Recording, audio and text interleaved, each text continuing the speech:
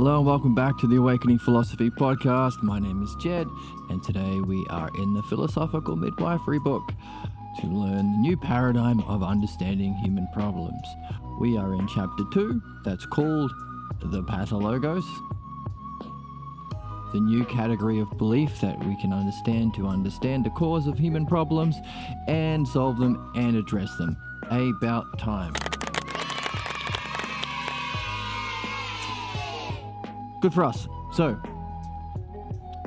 we are in chapter 2, the Pathologos. We are in section 5 of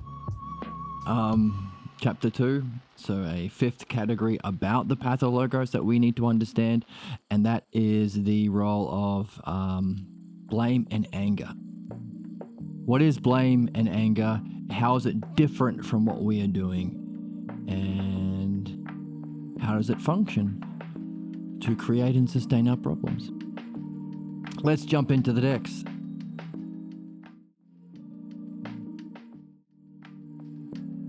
Here we are in the text.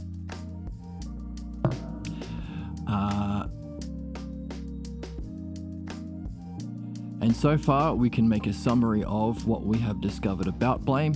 What is blame is one of the questions we're carrying. We have here on the board. Blame. What is blame? What else do we have on the board? We have hopefully some more questions. Do unto others what was done unto you is obviously one of those terrible maxims that is contained within the Pathologos. We have questions up here. Should have some questions. Where are they? Where are the questions?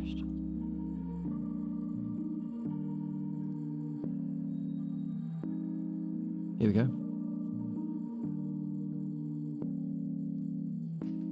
Blame. Blame versus what we are doing. This is a question that we can do a dialectic on. Motivated by the appearance of unity, a kind of family bond.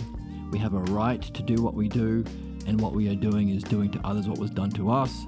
We have a right to remain ignorant, and we can say, hey man, I'm just being myself. Know me, know my ways. Don't judge me, bro. Freedom of speech, bro. Liberty, bro. I have a right to remain ignorant about the terrible things I continue to do. Stupid. Very stupid. I have a right to cancer. Jesus Christ. Anyway, you hear it a lot. We can take those and do the opposite to fill out the positive side of the dialectic. Remember, we are trying to look to practice the dialectic wherever we can because that's what we're reading about. Get started. It's going to suck at the beginning because you don't know what you're doing. You know that there are, let's refresh. You know that there are, and of course you can jump into our YouTube channel and look up the introduction to the Parmenides. That's where we learned the dialectic from Parmenides.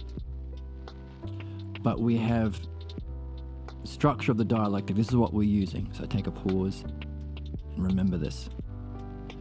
We have here. This is the structure of the dialectic. That's the title.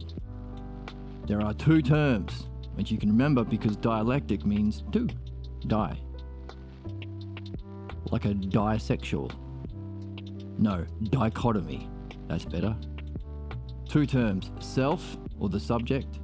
Now, ideally, we use the word self because usually in the dialectic, what we are looking at least in philosophy, are the aspects of being.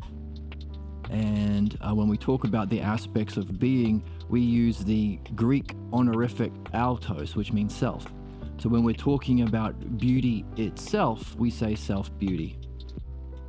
Because we're not talking about beauty as an adjective in the physical world, like a beautiful lady with eyelashes. We're talking about the noun in being. The noun.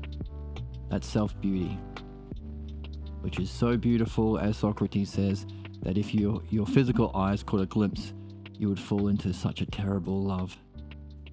that it's a good thing you can't see it with your eyes. You grasp it with mind itself. So, the word that distinguishes the honorific, the thing that always exists, and therefore is the principle.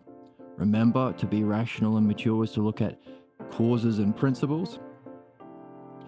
To point to the principle of beauty, which isn't a concept or a form, it's an eidos, idea. Idea is the anglicized translation. The word is eidos, which means to behold, and what we behold is the brilliant light of being. So, self-beauty. So normally the subjects are one of those things: self-beauty, self-justice, because our goal is not to understand the physical world, but the causes and principles of the physical world, so we can actually understand the physical world and actually understand the cause of problems.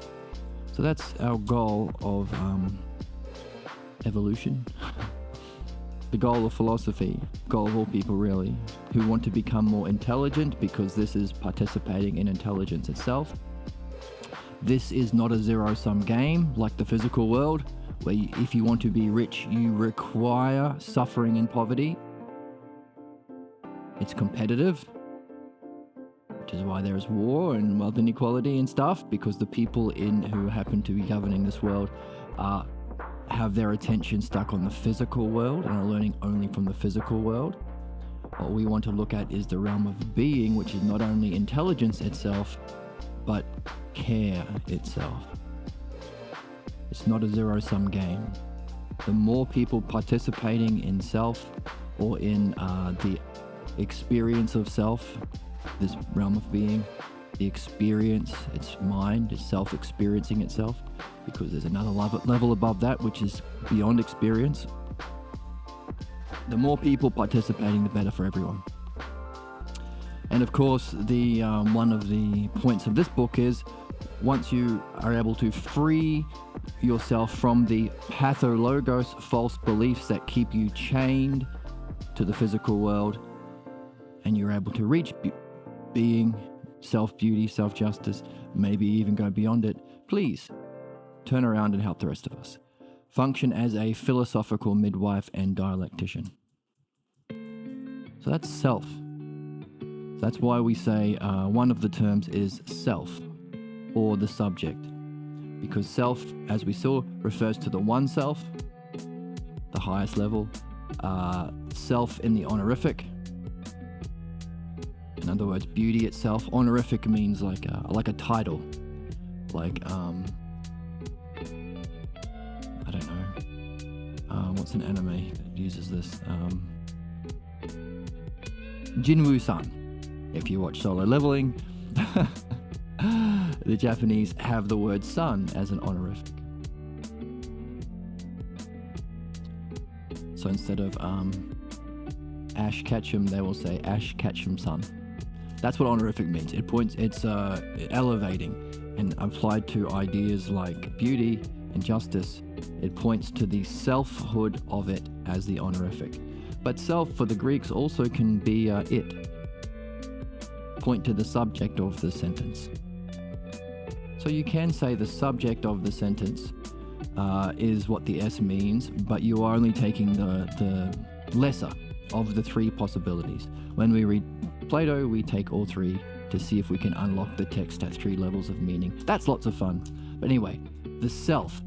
There are two categories of the dialectic. This is important. One of them is self or subject. The other one is other. Self and other. You could say the two most primary ideas of everything. Before you start even distinguishing the kinds of others, is this a pen? Does it have shape? Does it have color? Does it make sound? Is it beautiful? Before you even start doing those things, you first look at it as something other than yourself. So when I flick it, I don't say ouch. So you could say the dialectic makes use of the two most fundamentally primary principles of everything. Our most direct experience, so it has a great scope. If it's most primary, it has a scope over the others, which means we want to look there. If you can see from a higher vantage point everything else that follows, you have a greater perspective. This is the principle behind the dialectic as well, because if the dialectic, or midwifery, what we're learning here, the dialectic applied to beliefs, how we solve problems in the physical world, which is based on beliefs and images. In the physical world, we have to be participating on a different level that has a higher scope. So we can't solve problems in our physical world as individuals or as a collective by staying at the level of beliefs. You can't out-Nazi the Nazis. You can't say, well, I believe in this God, but I believe in this God harder. But maybe if I believe even harder, then I will win. Doesn't work. You have to look to the causes and principles behind beliefs that has a scope. In other words, all beliefs operate within a system. There are only a certain amount of kinds of beliefs, and they all can be seen as a whole, and you can rank them, and you can order them, and you can see that there's a progression along them to truth itself, which is literally beyond belief. This is beyond belief. We can also call it understanding, which is open to everyone. So all these divisions between beliefs, all of which are wrong, can be removed. And we don't have to fight each other. Hooray! When you're at this level of understanding, which is, look at all these scribbles. Let's see if we can draw it more nicely.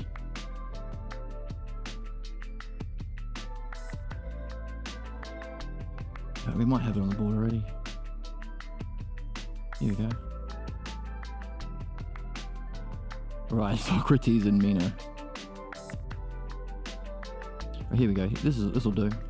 So this can represent the three basic levels of reality.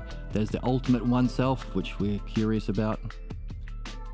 There is the realm of being, which Socrates might be personifying in the Meno. And then there's Meno, a regular folk who's only aware of the physical realm, and that's where opinions and beliefs lie. So Socrates is able to look back, even as a philosophical midwife, if he wanted to Meno operating in the physical world of beliefs and opinions, because his perspective has a greater scope.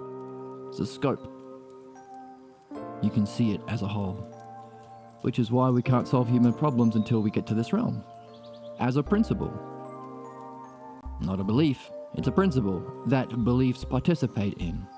So it's important to see that. Now, as we see this, we will have a counterattack, as we are learning from the book.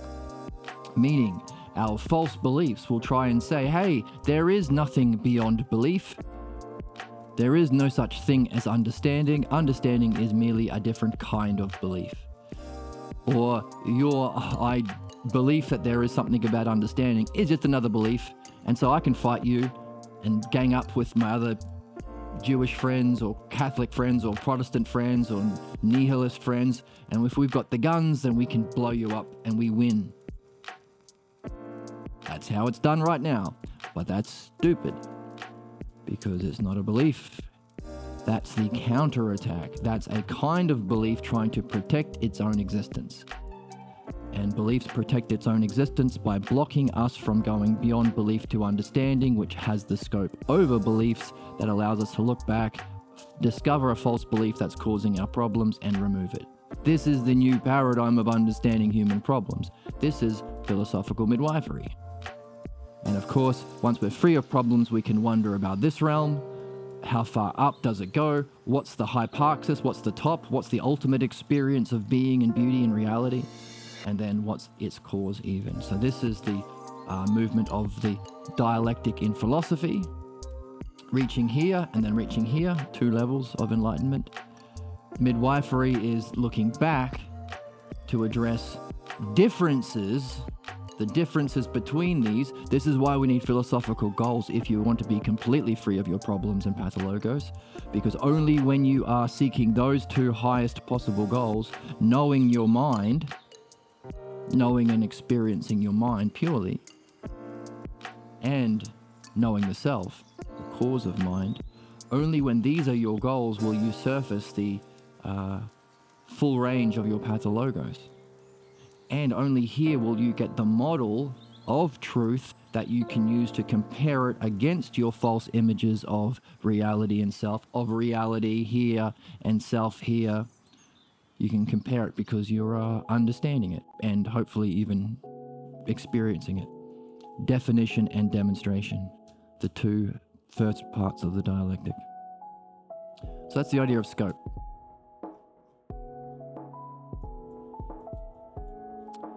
So back into the dialectic, because this is what we want to practice, and we're going to stink at the beginning, but that's cool.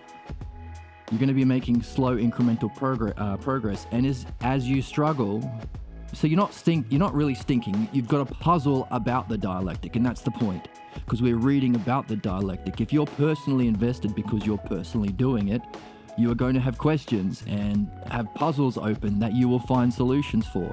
So when we read, it's not going to be dry. It's going to be awesome because you're going to light up insights about your activity. But also, we're supposed to be demonstrating it. The dialectic is what we're learning. The dialectic has as the first two categories definition and demonstration, meaning the dialectic itself that we are trying to master is telling us to not just understand it, definition, but do it, demonstration. So you can't be learning the dialectic or the master of the dialectic if you are ignoring the dialectic. So that's why we read in this way. We look for terms, key terms, or definitions. Thankfully, we have this book, which is written by someone who is a master of this, so he knows what he's doing. That's also why we read the Balboa version of Socrates, of Plato. We pull out the definitions through reading, but we have to do the dialectic, organize the terms into the structure. Now, there are two more categories which follow if we're doing it. We can do it everywhere, and we can also reflect on what we've... So not only are we demonstrating the dialectic, we can reflect on what it's like. What is it like to think with the dialectic? What is it like to read in this way? What does it open up for you? What does it free yourself from? And using that synthesis or reflection on the division, which is using the demonstration as much as you can, which is using what you're defining, see how it flows, see how there's a rational, beautiful, necessary flow of movement from one to the other. But also when you get to the end, the synthesis, you find something from having gone through it all day, and then you take that back to your original definition. That's analysis. That's the synthesis analysis stage. There are only 4 stages. Definition, demonstration, division, and conclusion, which has these 2 parts. So it comes back to the start, you've got a new definition. So it unfolds rationally in a beautifully ordered way, but also comes back to the top, just like ousia. That's ousia. A beautiful, rational, ordered, understandable unfolding that comes back to the top, but also has improved from having gone through that process, so it's spiraling up. That's ousia. That's also the nature of the honorific self, the realm of being.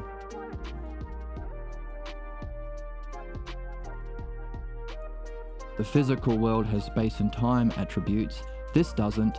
The essence of this realm is ousia, which is a self-referring, but also has the capacity of returning. There is an order to it. There is a progression to it, taking us to the hyparxis, pure being, which then asks us a question, what's the cause even of ousia?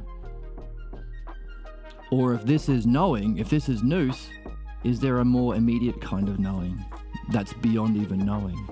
It's not an experience. Not even an experience of knowledge. These are the questions about the ultimate, the self. That's what we're really after. So those are the 2 kinds of dialectics in philosophy. One that takes you to the top of being, and one that asks about the original cause even of that. And then of course the 3rd kind of dialectic is what we're learning here, midwifery. How do we compare what we are carrying, our unsuspected false beliefs that all human beings get? It's not personal. It's not personal. I don't want to eat a monkey. I don't want to eat a monkey. It's not I personal. don't want to eat a monkey. Every human being gets it, so don't buy into the bullcrap capitalist game of pretending I was never wrong. It was a perfect call, never made any mistakes. That's not the game. The game isn't pretending all of your stupid beliefs were right to begin with from a baby. I know that society. I know that if you're caught by a cop, they are trying to catch you so they can get you, which is pathologos ignorance and harm. You're not benefited by being tortured or abused or having your money stolen by the police. It doesn't help, but that's their job. In a sick system that ignores the logos, ignores what we're here to do, ignores the structure and paradigm of solving problems. I know at school, if you make a mistake on something, you get a bad grade. Or you make a mistake in your relationships, you get a detention or you get expelled or something. I know everywhere else in the world, it can be bad, and the goal is to pretend, marketing, alpha male, all that crap, pretend that you know everything and you never make a mistake. It's garbage, nonsense, lying. In this community, we do the opposite. We look for mistakes. In fact, we try and hunt for mistakes we don't even know we're making. And when we do know we're making a mistake, we look for the cause and principle behind it, because that's exactly what we need to do to learn, to become better, to improve. And this is the point that's being made in the Mino that we do every other day on this channel. So Mino is someone who is from a good family and a good upbringing and very rich and connected, and he goes to all the best schools and he thinks he knows what virtue is, and he doesn't know crap, like everyone else today in our world. But he also doesn't want to be open and curious. He doesn't want to let go of his false beliefs, because what will that lose him? His status, self-confidence, to give these speeches about things he knows nothing about. Do you know anyone in your society who every week gives a speech about relationships or God or finances? They're not a philosopher. They don't know about the divine. They don't know. They're not an economist. They don't know about how you should spend your money. They're not a relationships expert. They don't know about human relationships. Oh, but they stand at the pulpit and they preach as though they know. Why? Because this book has inspired them. It's bullshit. We're not doing that. We know that causes harm. We know that lying and pretending to be wise, pretending the false beliefs that cause you and others harm, pretending that was right to begin with because there is no truth, that's nonsense. That's baby brain.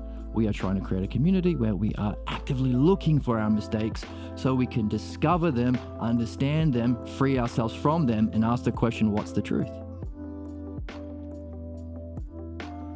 Ultimately, beliefs about three things. Number one, yourself. That's the big one. If we want to reach the knowing of the self, what are you? Where were you before you were born? Where are you going after this life? What's beyond all of those experiences? What's the cause of them? What's experiencing them? What's the most immediate and yet most profound thing? That's the self. We want to discover, understand, and recognize the extreme nobility of ourselves. Our false beliefs will tell us the opposite. Ourselves are not good enough, or innately bad, or flawed, or sinful. The next thing is mind. This thing here, we want to experience and know mind. Reality. A false belief we can have, pathologos false belief we're trying to discover and identify will be about reality not being good. Reality is bad. It's a dog-eat-dog world. There is a God, but he hates you. God's fighting the devil. And your job is to kill as much devil people, non-believers, that kind of stuff. Nonsense. We all have the same mind. It's understanding and experiencing it is the goal of philosophy. One of the goals. The other goal, of course, this one, self. And finally, the logos. False beliefs that say that there is no understanding. It's all just opinion. It's all just beliefs. Hey, allow religions and cults and Nazis and sexists and racists, they can all exist. Hooray for every possible belief. Because there's no understanding and there's no truth. So, we all know that every other opinion and belief except for mine, every other religion except for mine, every other political ideology except for mine is batshit crazy. So yeah, if we allow everyone to have their opinions, there's 99.9% of them are going to be batshit crazy. That's why, who cares? Give up. Nihilism. This kind of crap. Very, very common sentiments. So this is a false belief against, okay, we've got 3 levels here. The self, you don't know, but we want to uncover an unsuspected false belief about the inadequacy of ourself. Number 2, mind or reality. And number 3, the logos, which is the understanding principle of understanding that allows us to move from one into the other, into the other. So the logos is what unfolds through all and allows us to return, which is why you only gain the model of midwifery through understanding. And we are saying understanding isn't just a belief. Well, what makes it different? This is what makes it different. There's actually a structure to understanding. There's a direction to understanding our false beliefs, the true nature of reality, and the self. And if this is what the book is telling us is so important to do, we better be doing it while we read.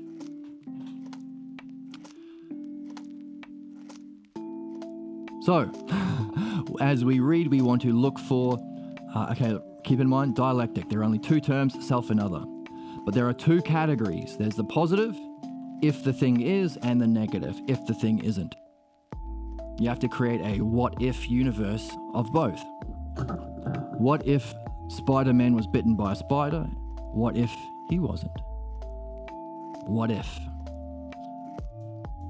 Now for us, we're looking at, okay, what if the logos is true? What if, like we are told by these people stuck in their pathologos beliefs, there is no understanding? What if that's true? What if the logos doesn't exist?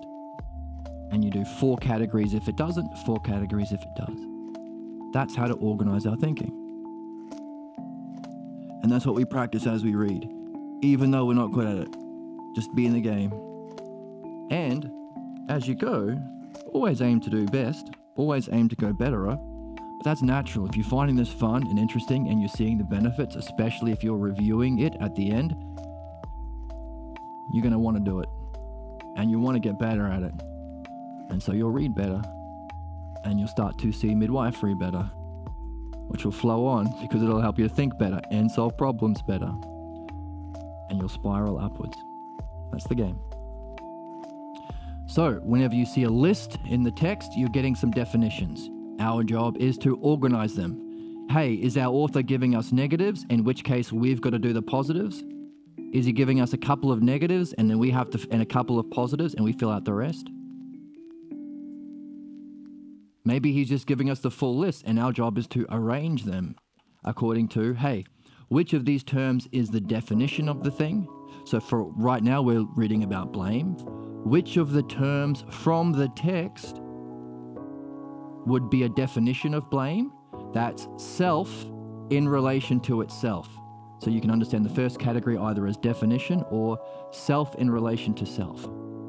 The subject in relation to itself. What can you say about blame itself? Next is demonstration, or how it functions. How does this thing we've just defined affect other things? Self to another. How does blame affect, and you can pick your own, how does blame affect our learning of the dialectic? How does blame affect our problems? How does blame affect our understanding of problems? How does blame affect our relationships? You can pick one. That's how it functions. Then there's other that's been affected in this level, then has to affect others. Having been affected by blame or anger, how does one then relate to other people, your boss, your partner, your relationships, your problems, your philosophical goals? That's division.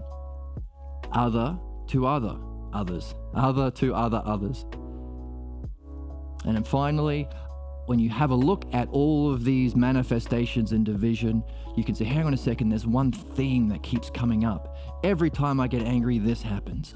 Or every time I get angry, this thought comes in. Or every time that I get angry, it leads to a failure instead of me reaching my goal.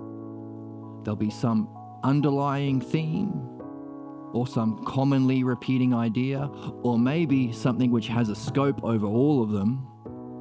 Over all of these problems, there's one idea that always comes up, maybe a certain state of mind, maybe a certain mask. Whenever you get angry, you wear a mask. Who's that mask like? Who are you imitating? Are you angry like mum? Are you angry like dad? Who are you imitating? So this is for you.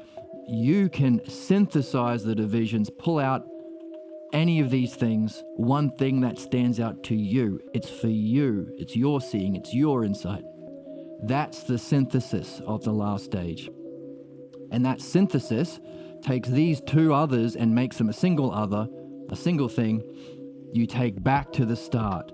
That's analysis. You've got that synthesis and you do analysis. Analysis is bringing it back to where you started from.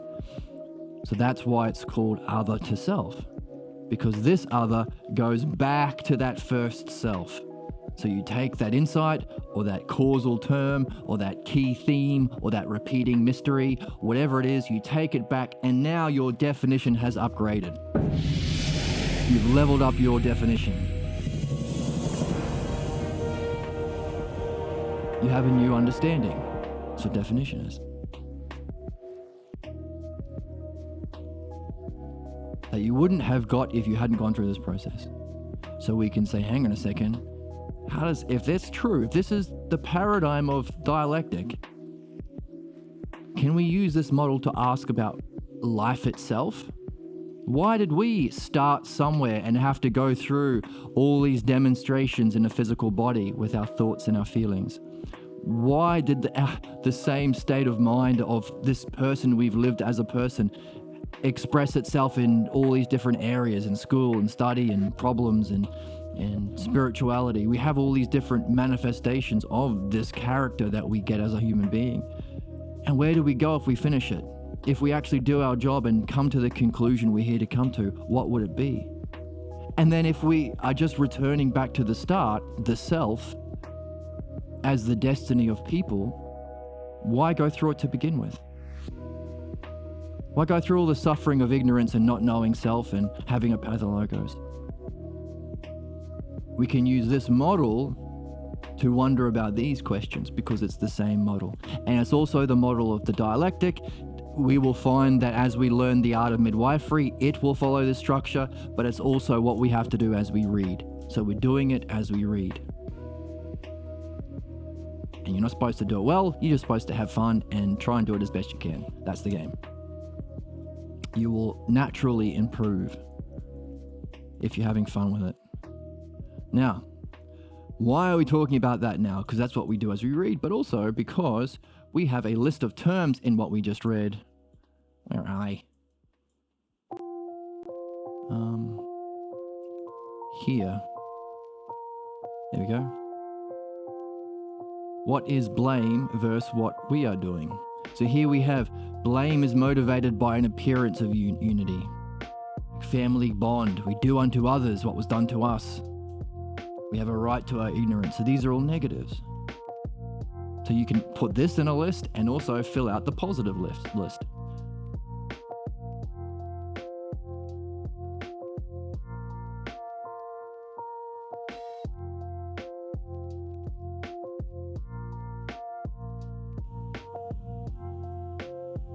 Unable to reflect on what they believe. So these are all negatives. So put them in the negative side of the pathologos. Those 4 categories applied to what if midwifery wasn't present and you have blame, maybe. Or it could be a dialectic on blame, and this would be the positive. If blame exists, this happens. But if it doesn't, what would be the opposite? That's reading. That's the dialectic applied to reading. Here we go. How is blame different from what we're doing? Which is what are we doing? The demand of reason applied to human problems. The demand of reason applied to human problems is midwifery. So how is that different from what we're doing? So this could be the positive. And last time we finished this paragraph, this section, and we could come up with things that makes blame. These are a list of things, qualities that we are reading outlines what blame is. So far, why is blame bad? Well, you are assigning a single cause. Why are you suffering? It's not the complex causes of capitalism and wealth inequality and systematic subjugation under the capitalist system, and specifically also pathologos and a history of pathologos and cultural pathologos. It's not understanding. It's because that person's brown, different from you, or that person's not Jewish, or that person's Protestant, that kind of crap. Assigning a single cause when it's far more complex than that. Well, specifically, it goes back to the pathologos. So ignoring the pathologos to assign a single cause is baby brain. So this is why we talk about the right wing as baby brain people. So you ask them a question with any kind of nuance, they go, oh, that's confusing.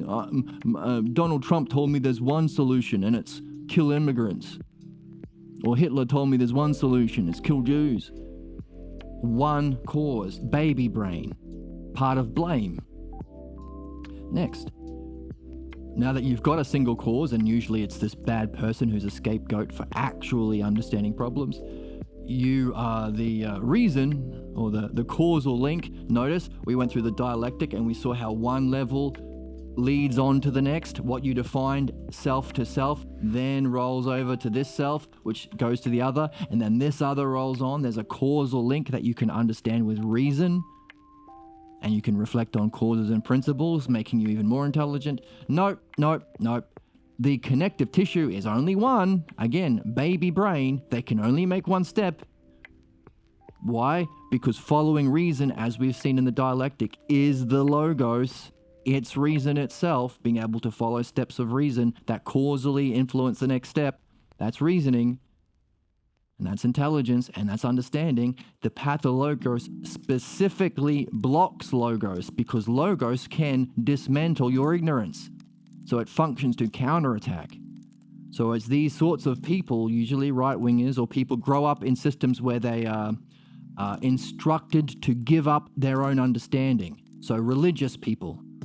Give up your understanding and accept belief, which, as we've seen, is a lower cognitive function. Belief applies to the physical world only, because you're believing some other joker in the physical world. So people who grew up where belief is important, like religious people or cult people who grew up in a cult where you have to believe this or that. People who grew up in a team think, oh, I vote for Trump because he's my team. But what about the facts? It's not about facts, it's about believing and hope, that kind of stuff. Beliefs and opinions are of the physical realm. So it keeps people ignorant, but it also functions to attack anything that challenges the belief. If your whole survival, because you grew up in a staunchly Mormon town, is, if you're not Mormon, you're going to get run out of town, then you might want to attack your own understanding and your own development to save your stupid belief because you think it's important. And it's only a physical sense of importance. It's limiting your progress. In fact, that's the pathologos. We want to see in our pathologos why it was important to sacrifice our understanding for belief when we were a baby, when we didn't have logos, when we were stuck in that house, when we were dependent on these people for our survival.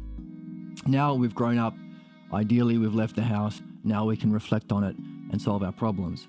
But if you haven't done that, if you don't have that reflection and that integrity to reflect on what you grew up with and challenge it with reason, you will be only able to make single-step jumps. Because as soon as you start making more and more connections, you're developing understanding. Uh-oh, that's the devil. Naughty kid, thinking for yourself. Oh, you know what God was doing? He was making hell for people like you who ask questions. That's a saying that really encapsulates the essence of religion. Or religion means bound by belief. That's not an opinion, that's just what it is. So any religion, you'll find they are bound together as a group by a saving belief, which means you have to attack your own understanding that belongs to you, makes you free, makes you mature, makes you rational. And if you grew up in a family and society that's staunchly against that, this will be appealing. Blame. Why? Because you don't have to make many steps of reason, just one. What caused the bad thing? Oh, the bad person who did it was just bad. What the hell does that mean? Oh, he's just bad. What do you mean, like a defective baby? What happened? What's going on? He doesn't have reason, he doesn't have evidence, he doesn't learn from his experience, he can't reflect. What's going on? Oh no, yeah, he can do all that, he's just bad. And then they have to just they'll point to a myth, a fantasy. The word evil is a big one. You're just innately evil. And last time we talked about all systems of oppression have one. If you are to be oppressed by religious figures, you have to believe you have original sin that makes you innately bad. Original sin. If you need to be oppressed by the police, the punitive justice system that seeks to maintain wealth inequality and protect the property of the wealthy at the expense of everyone else. Why do we need that? That seems oppressive and violent. It is. But you need it because you are innately bad. You are all criminals. That's why you're poor and do crimes. Because you're just naughty, naughty boys and girls. Bollocks, a fantasy. Now, if we grew up with the idea of heaven and hell and God versus devil, and we watch movies where the good guys and they're bad guys and the good guys pew the bad guys, that kind of bullshit mythology that doesn't understand anything, which is a complete lie, can prime human beings to accept it later on in life. It's okay for you to be punished. You are a bad person. There's no such thing. Oh, but remember all those fantasies about the devil who's just bad? He's the nasty Grinch. That kind of crap. So this is the next problem with blame. The first one was assign a single cause. That's stupid. What about the pathologos? Number 2, and what about the societal pathologos, the system that you grew up in? Those are the 2 big ones. Second, baby brain cause. The oppressive cult lie that there is such a thing as a evil and bad innately person. As opposed to the truth, where our problems are caused by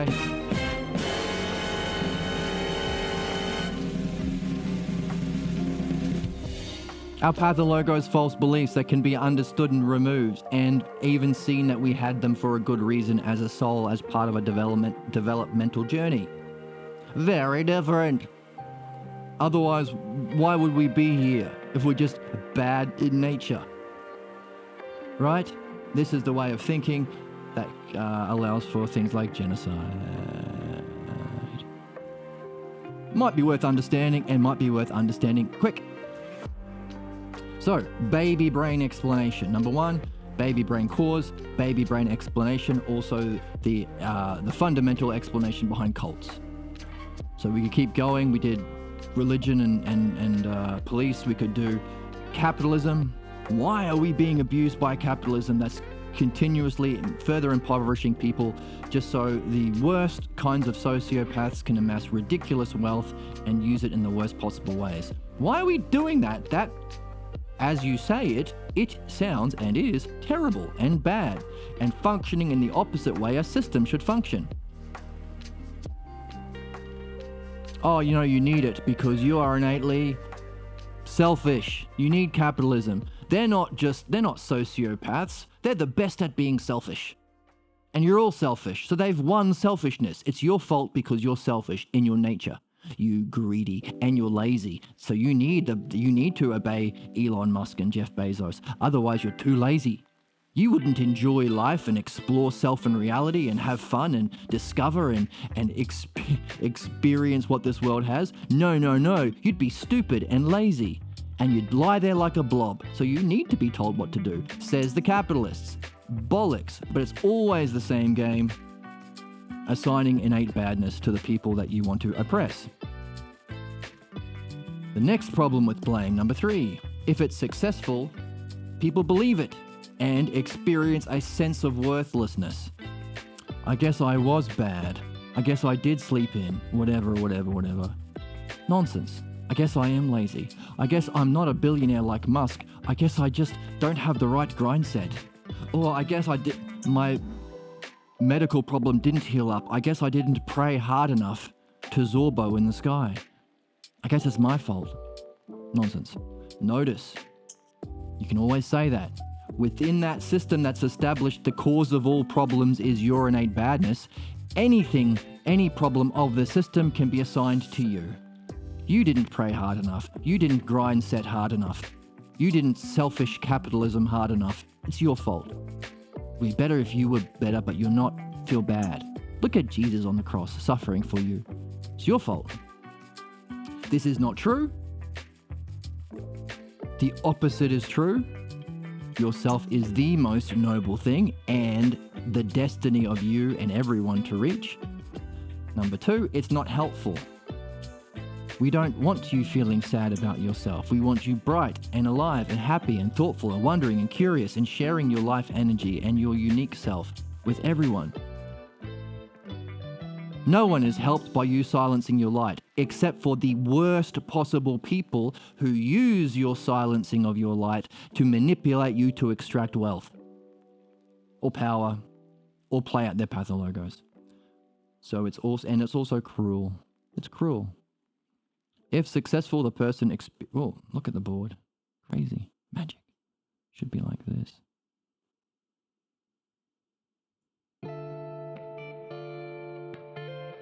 There we go.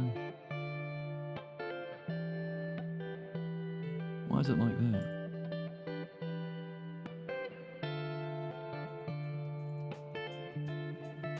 Anyway, if successful, the person experiences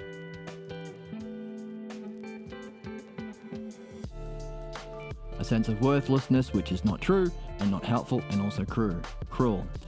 Number 4 problem with blame. It is slip chimping. There is a word on Twitch called clip chimping. Chimping as in like a little monkey, I think, where you watch a streamer you don't like and you just wait and wait and wait for him to say something or make a mistake. As soon as someone makes a mistake, you jump on them. You be as cruel and disgusting as you can because that's your pathologos. You enact your cruel, disgusting pathologos because they've made a mistake. The mistake proves your baby brain thinking that that person is innately bad and the single cause of the problem.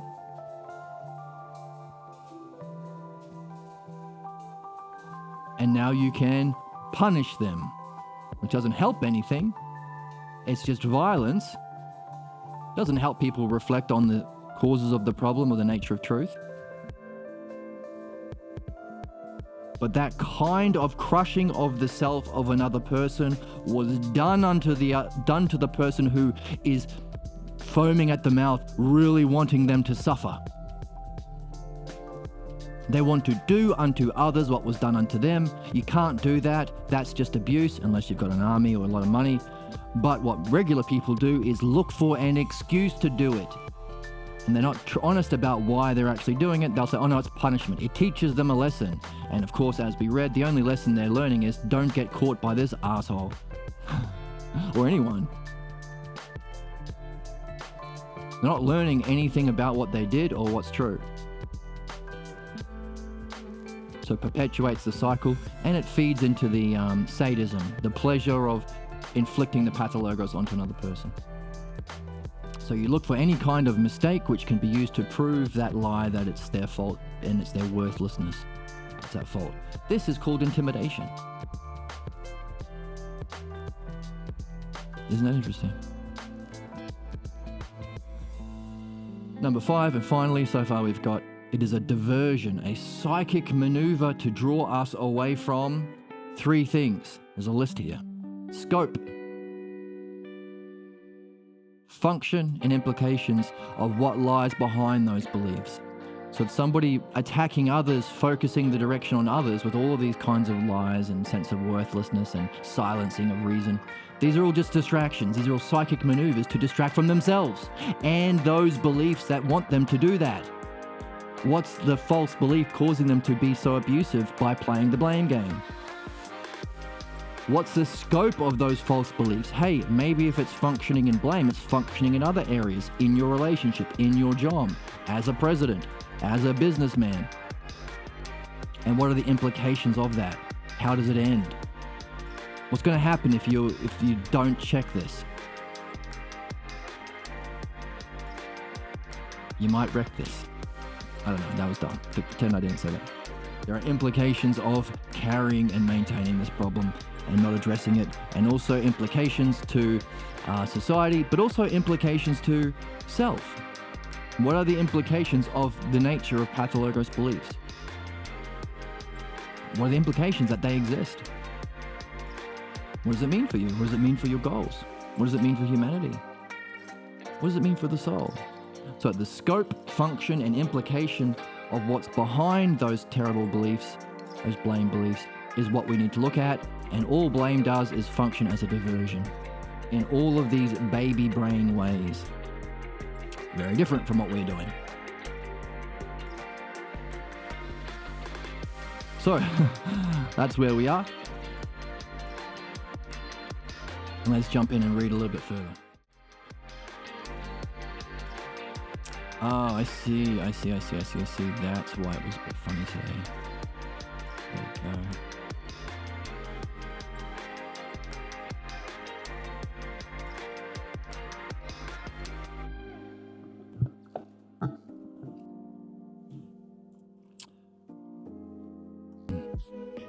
Here we are. We know that when parents or parental figures intimidate their children while they themselves appear righteous, so we've got this intimidation and they are appearing righteous, they are creating the conditions for pathologos. So this is what happens when you act out this terrible, stupid way. Stupid, but understandably stupid. In other words, you can understand the principles, causes, and motivations, as well as what we just said, the scope and the implications of this stupid behavior. Certainly, it is obvious that when children are being told that they are evil, seen it so many times, it always turns my stomach. You're a naughty girl, aren't you? You're a bad student, aren't you? Get out of here. Or when there is something intrinsically wrong with them, they are provided an excuse for failure. Keeps them trapped in failure. Of course I fail, I'm innately bad, but also no use in reflecting on what caused it. It is when the child excuses the parent, from any complicity or fault that the pathologos sets in. You're right, completely right. So in religion they have a term for just this to legitimize their version of this pathologos crap. What do they call it? The Pope is unable to make a mistake. Infallible. Perfect. I'm a perfect Pope. Never made any mistakes, did everything right as the Pope, completely know what God thinks, completely know how to interpret the Bible, know all that stuff, nothing wrong, perfect Pope, infallible. It's my Trump impression. Right, so we don't want to say that. We don't want to excuse our parent from any complicity or fault in what happened, but also in what they're doing here by playing this bullcrap fantasy game of pretending evil exists and pretending it applies to the self of a person. It is not at all uncommon for some subjects to describe their parents as innocent and blameless. My mother's a saint. My dad can beat up your dad. My parents have never done anything wrong, and I will fight you if you say so. Silly, but common.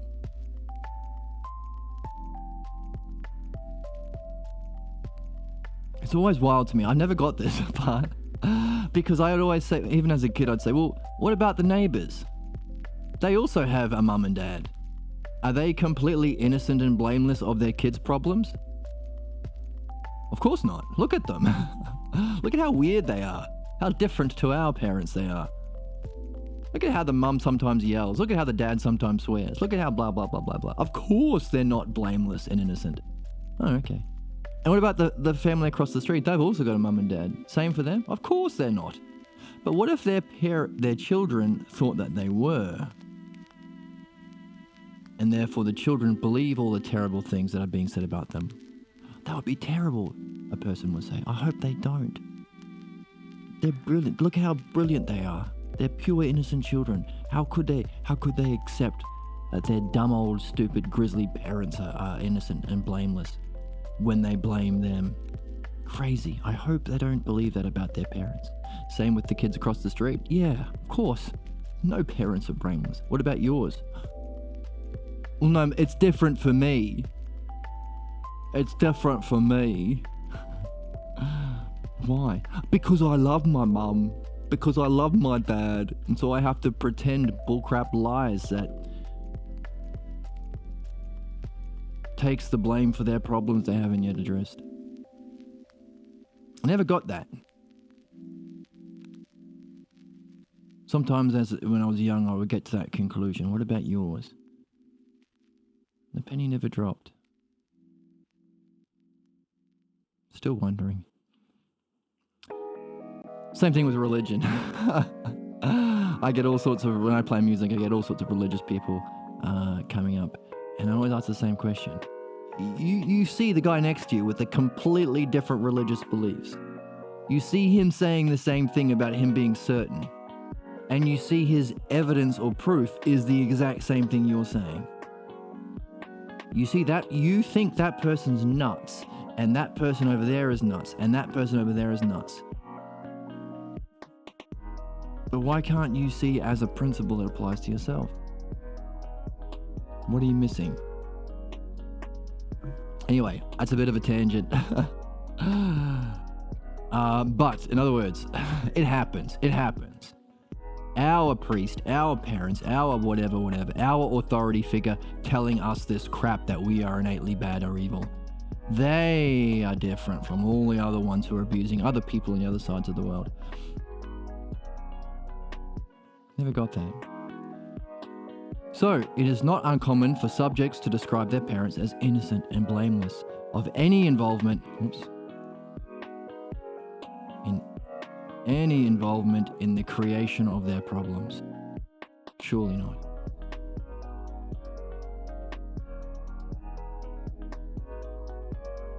Our efforts to, here we go, big one, play the drop. Save an image of our loved ones. It's what we're doing when we become a participant in this bullcrap that we suffer from and pass the suffering on.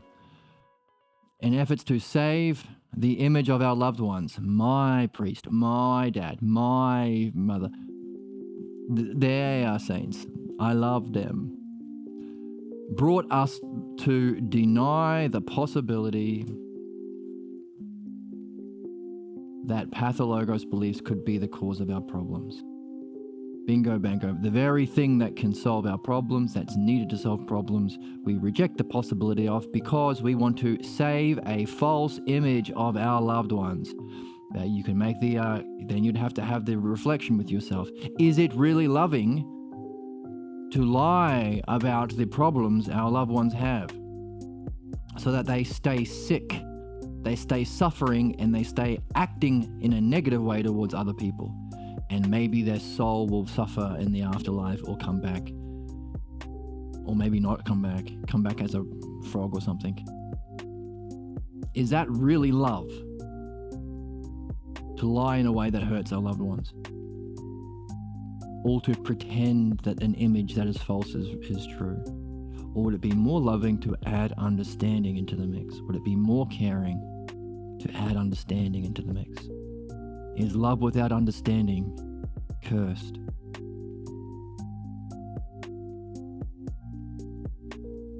And is understanding needed for true love? Including how to help them understand how to solve their problems and understand the role they played in the creation of your problems. That's a good question. What's the connection between understanding and love? A good friend, a good partner, someone who has a good heart and a good head. You need both. But what's interesting about the logos is they both come together. And there are many studies done on this. The more intelligent somebody is, the more able and the more empathetic they are, more caring they are towards others. And of course, the more intelligent, the more able you are to be caring towards them. But it's the idea of, as we said before, if intelligence is simply a function of your ability to participate in intelligence itself, or to the extent where you can leave the physical world by reflecting on causes and principles, ideally through the dialectic, so that you can more and more participate in this realm and maybe even experience it directly, the more intelligent you're becoming. But also, the more you are connecting with the consciousness or the self behind all living creatures. That's what we care for. You don't love a rock, but you love a puppy because you see that there's a consciousness there and a selfhood there. And sometimes people can act more and more like rocks than animals can, so it can be harder to see the mind and the self behind the consequences of their negative beliefs, which manifest as their negative functioning. But the more you can, the more you are elevating out of the personal, out of the pathologos, to principles that are universal and the same and yours and connected. Everyone wins. It's that connection to the mind and self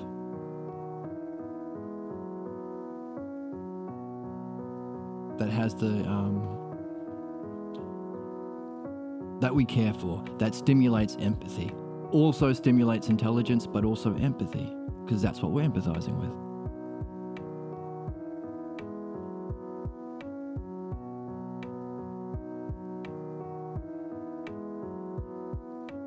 And it's why these baby brain people stuck down here, good versus evil,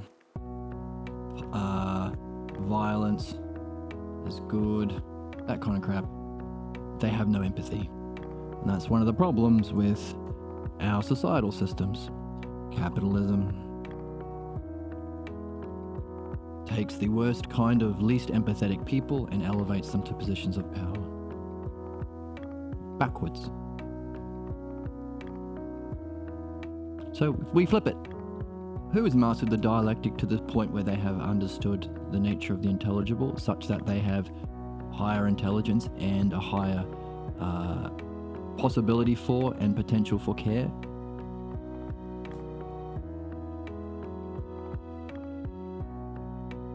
As opposed to the people who seem to be the dumbest and the most cruel because they're stuck down here.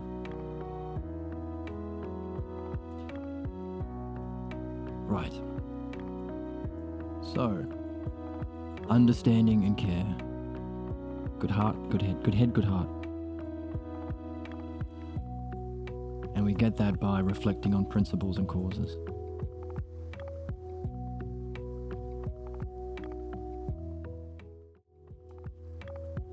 Authorities then are not to be blamed, but they are responsible.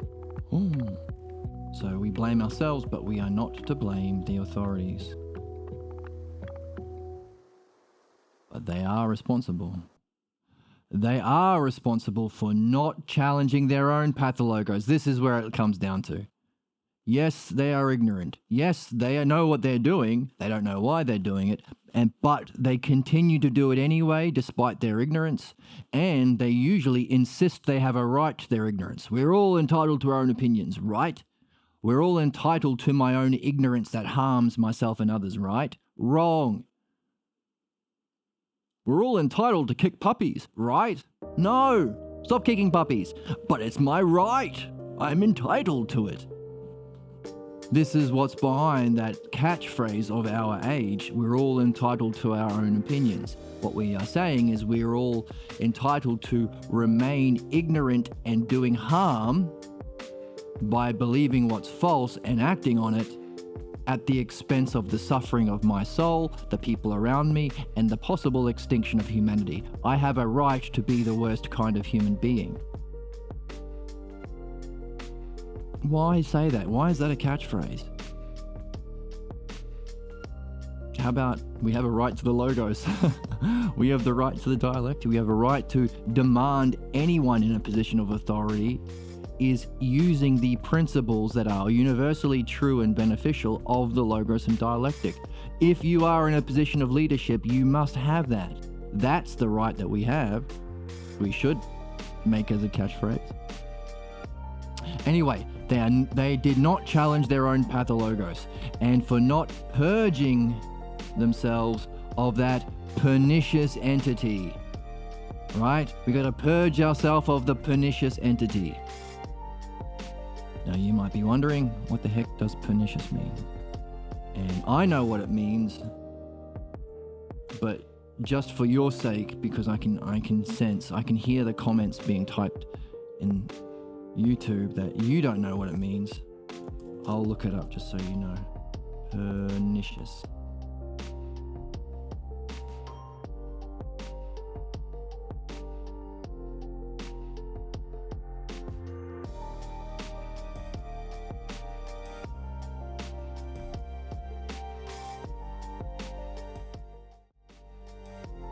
Here we go. We have this.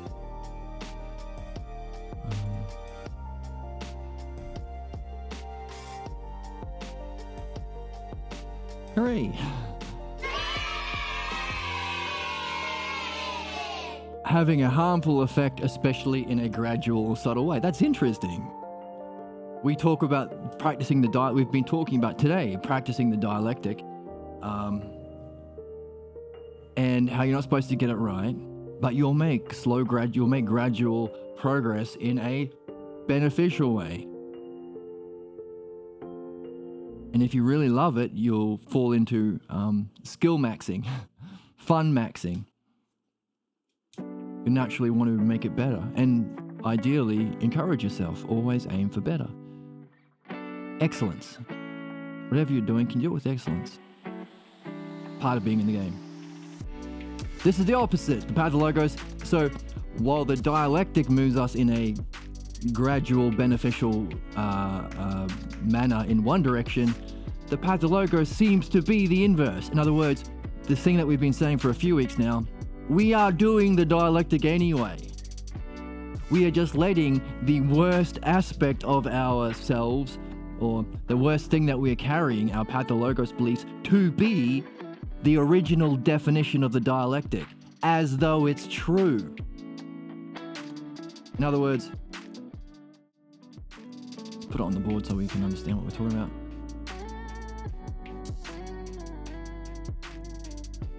So we talked about the dialectic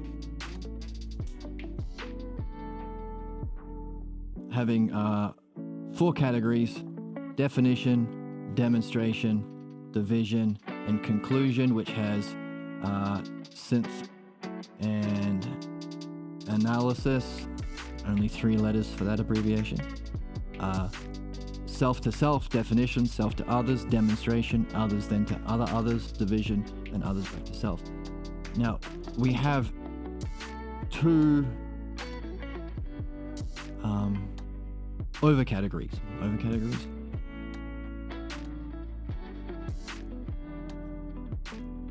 Like this. Each of them.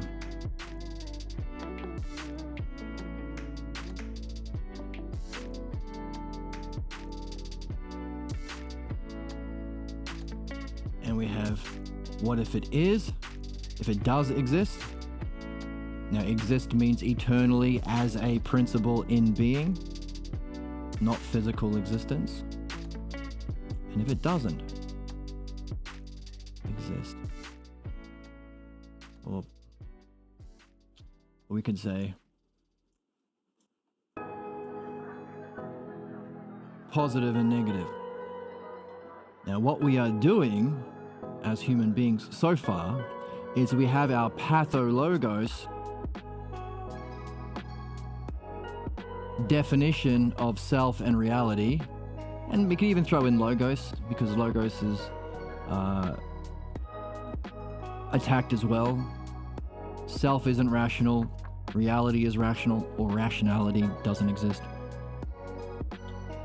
Which then demonstrates itself in your state of mind, which then is how you act out in all the areas of your life, division, others to others, and then you come to a conclusion. And as we've seen with blame, the conclusion is, gee whiz, all of these failures and problems that were the divisions of the demonstration, my state of mind, which was the inevitable state of mind if I carry this definition about self and reality, prove that it was right to begin with. Right? That's what we saw in our list. Slip chimping. Every slip you make or every failure or problem can be used to justify the original false belief, a self-fulfilling prophecy or a self-protecting lie. So you're stagnant. You just go around in circles. You don't improve. This never changes. So this would be what you are filling out in your dialectic of yourself. In philosophy, we want to use whatever freedom we have from this, for as long as we have it, to discover, do the same thing, read in the same way, same process, same dialectic, same fun, same with your friends, same encouraging, same wonder, same curiosity, same dropping of the ego to learn, to discover a new self way beyond this. This is your ego. Imagine dropping that. What would happen? Too scary. Oh, it is, but it isn't. The fear is what keeps you here. It's part of the lie. The devil will eat you. That kind of crap. If you have freedom from that, you can create the true definition of self and reality. These are the two kinds of dialectics we've been talking about.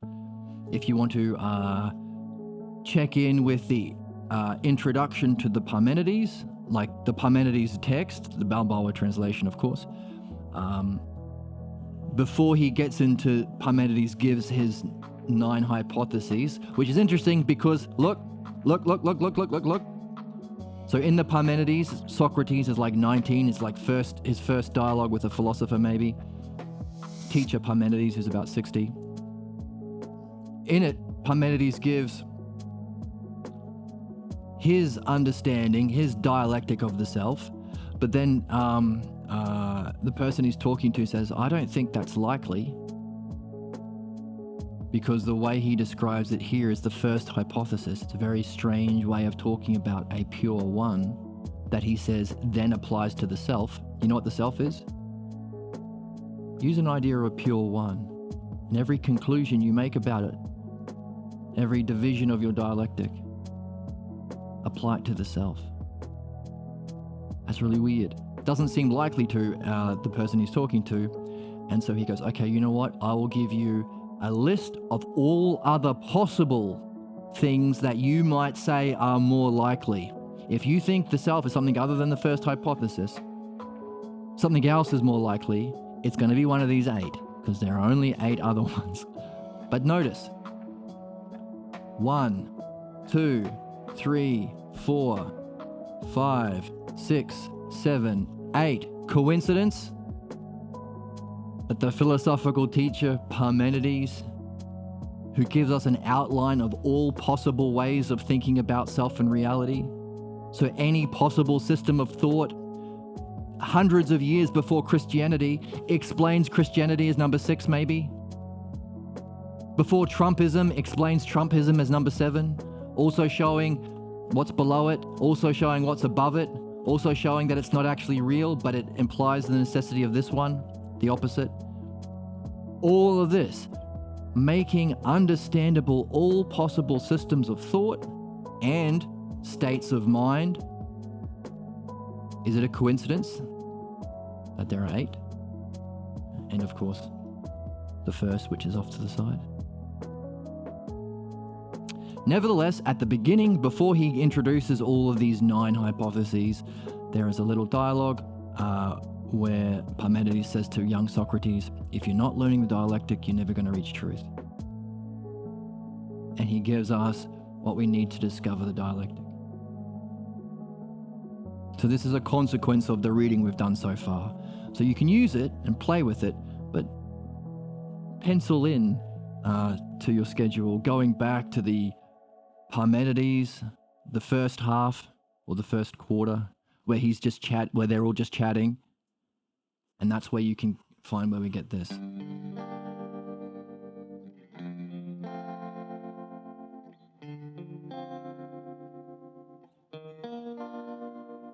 It's worth seeing it for yourself. It's worth seeing where we got it as a species, especially if this is where we are, what we're using going forward. So, stagnant ousia. The problem is, without midwifery, without realizing this structure is in existence in reality, and in our thinking, and in our state of mind demonstration, and in our functioning division, and in our reflection on ourselves and the conclusions we come to, without realizing that that's what's happening, we are letting this guy, our Pathologos, false definition about the self itself, rule. We are not in charge. You are not using your dialectics from this channel to govern your action. Even though it doesn't feel right, that's courage, by the way, doing it anyway, because it's true. So we become a slave, we put the Pathologos out of where it's supposed to be, and we move it in here. We believe the Pathologos does exist. And that mask and state of mind and image that we act and feel through is real. And all of these problems that we face are just the way the world is. And then when we reflect on it, we say, oh gee, see, you know what? Proves my Pathologos, proves this to be true. I guess I do stink. I guess reality is cruel. So in other words, every human being is playing the dialectic game anyway. So this channel, Awakening Philosophy, is really awakening. That's the name of the channel, so we're happy.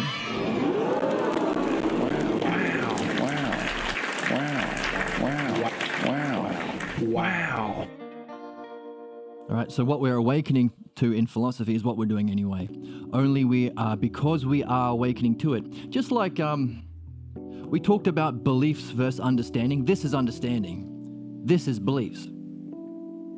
So let's say you grew up in a cult. Let's use Zorboism, just because, you know, it can be difficult to see this as a principle and not be precious about your own particular religion. So let's use Zorboism, where no one was born into, and so no one's going to have the Pathologos loyalty to make it easier to listen. So, say you grew up in Zorboism. You still live, you're still doing stuff, but the person ruling you is wherever you're getting your Zorbo beliefs from, and no one learns how to read the text, otherwise Christianity wouldn't exist. You get it from your preacher. So the preacher is in charge of your life, which is why these preachers have, some of them, $1 million private jets, $1 billion mansions, because you are serving them, you are a slave to them and their ignorance, but you're still living anyway. So you can say the movement from beliefs to understanding, and by the way, if you're doing a dialectic on the self and the Pathologos, you can put beliefs and understanding somewhere here, because those are key terms. And you move to understanding and you learn to see for yourself and think for yourself and plan for yourself and understand the divine yourself and understand what's even beyond the divine yourself, or read for yourself. You are still living as you were, except you are in charge, or you or the self or the Logos is in charge. And the more that you understand the Logos and self and reality, the more you can become a master of yourself, rather than a slave to the worst kinds of people. Because anyone who says you must accept belief and reject understanding is worst, is bad.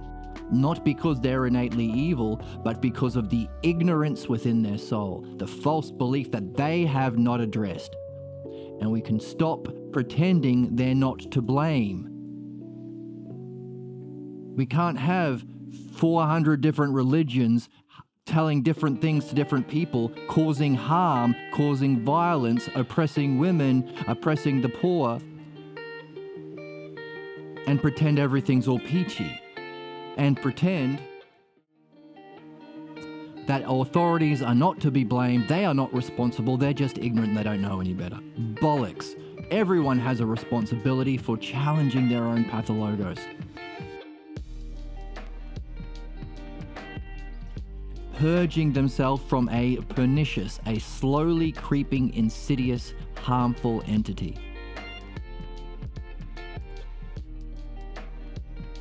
And so what we're saying is, hang on a second, if there is a slowly moving, pernicious entity that needs to be purged, that's slowly moving but creating more and more harm, that's just like the dialectic. Only the dialectic, once you wake up to the logos and your own mastership and your own need to master the logos, the slow creep will be the development of your benefit. You'll be creeping in the right direction. It doesn't always have to be a creep. There are jumps.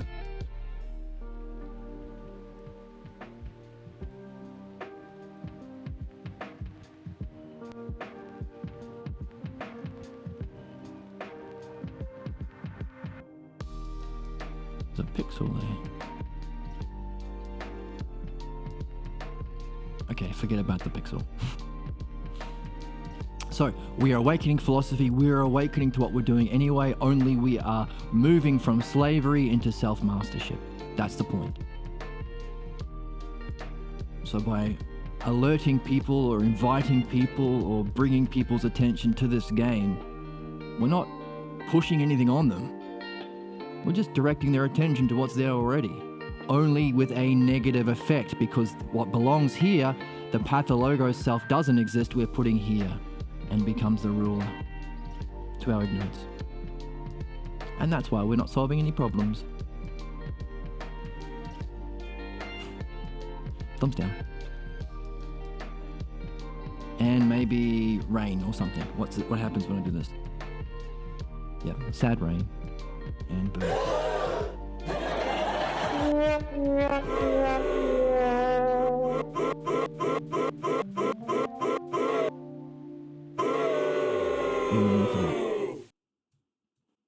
So, neat. Every time they insist, oh, greetings, welcome to the chat. Came at a good time. We're reading the logos. I laugh because that's what we always do. We're always reading the logos, so it's always a good time on this channel. Always a good time on this channel. Maybe that will be the subheading for this group. What did you discover? Every time they, our authority figures, specifically our parents, insist on the truth of their pathologos, okay, this is what they're doing instead of their job, which is everyone's job. Everyone is responsible for challenging their own pathologos so they can purge themselves from a pernicious, a negative. Actually, let's look at the other definitions of pernicious, because it's a fun word.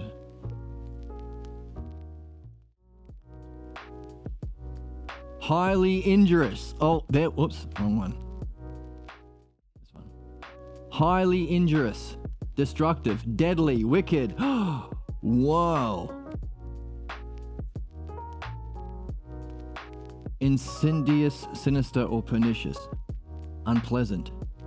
Insidious.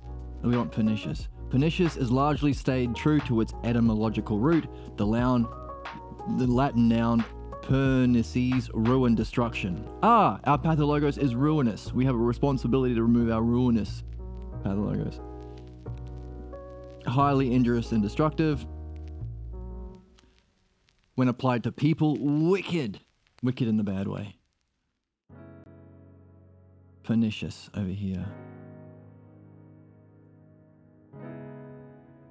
What? Adjective. Look at this for a dictionary definition. The definition of pernicious.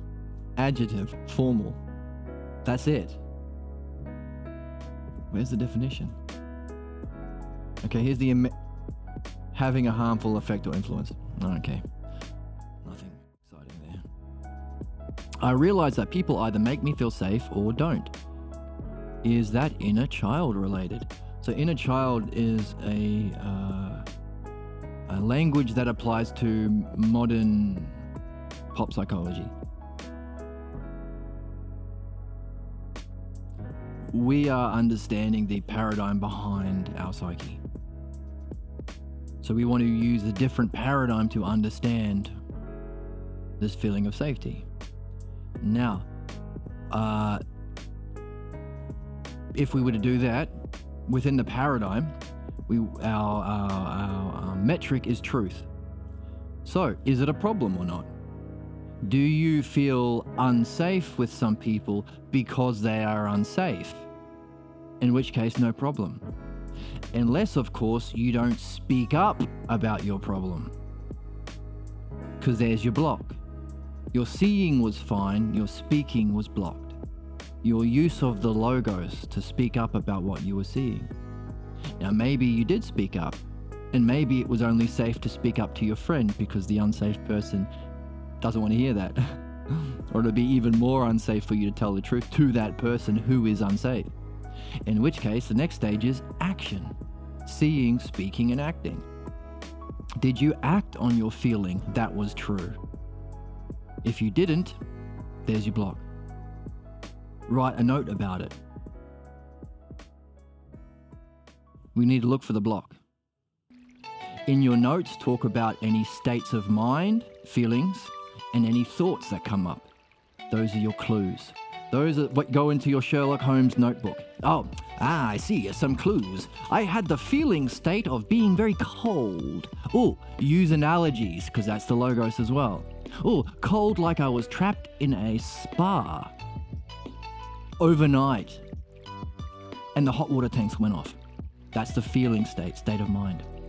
Also, next page, thoughts.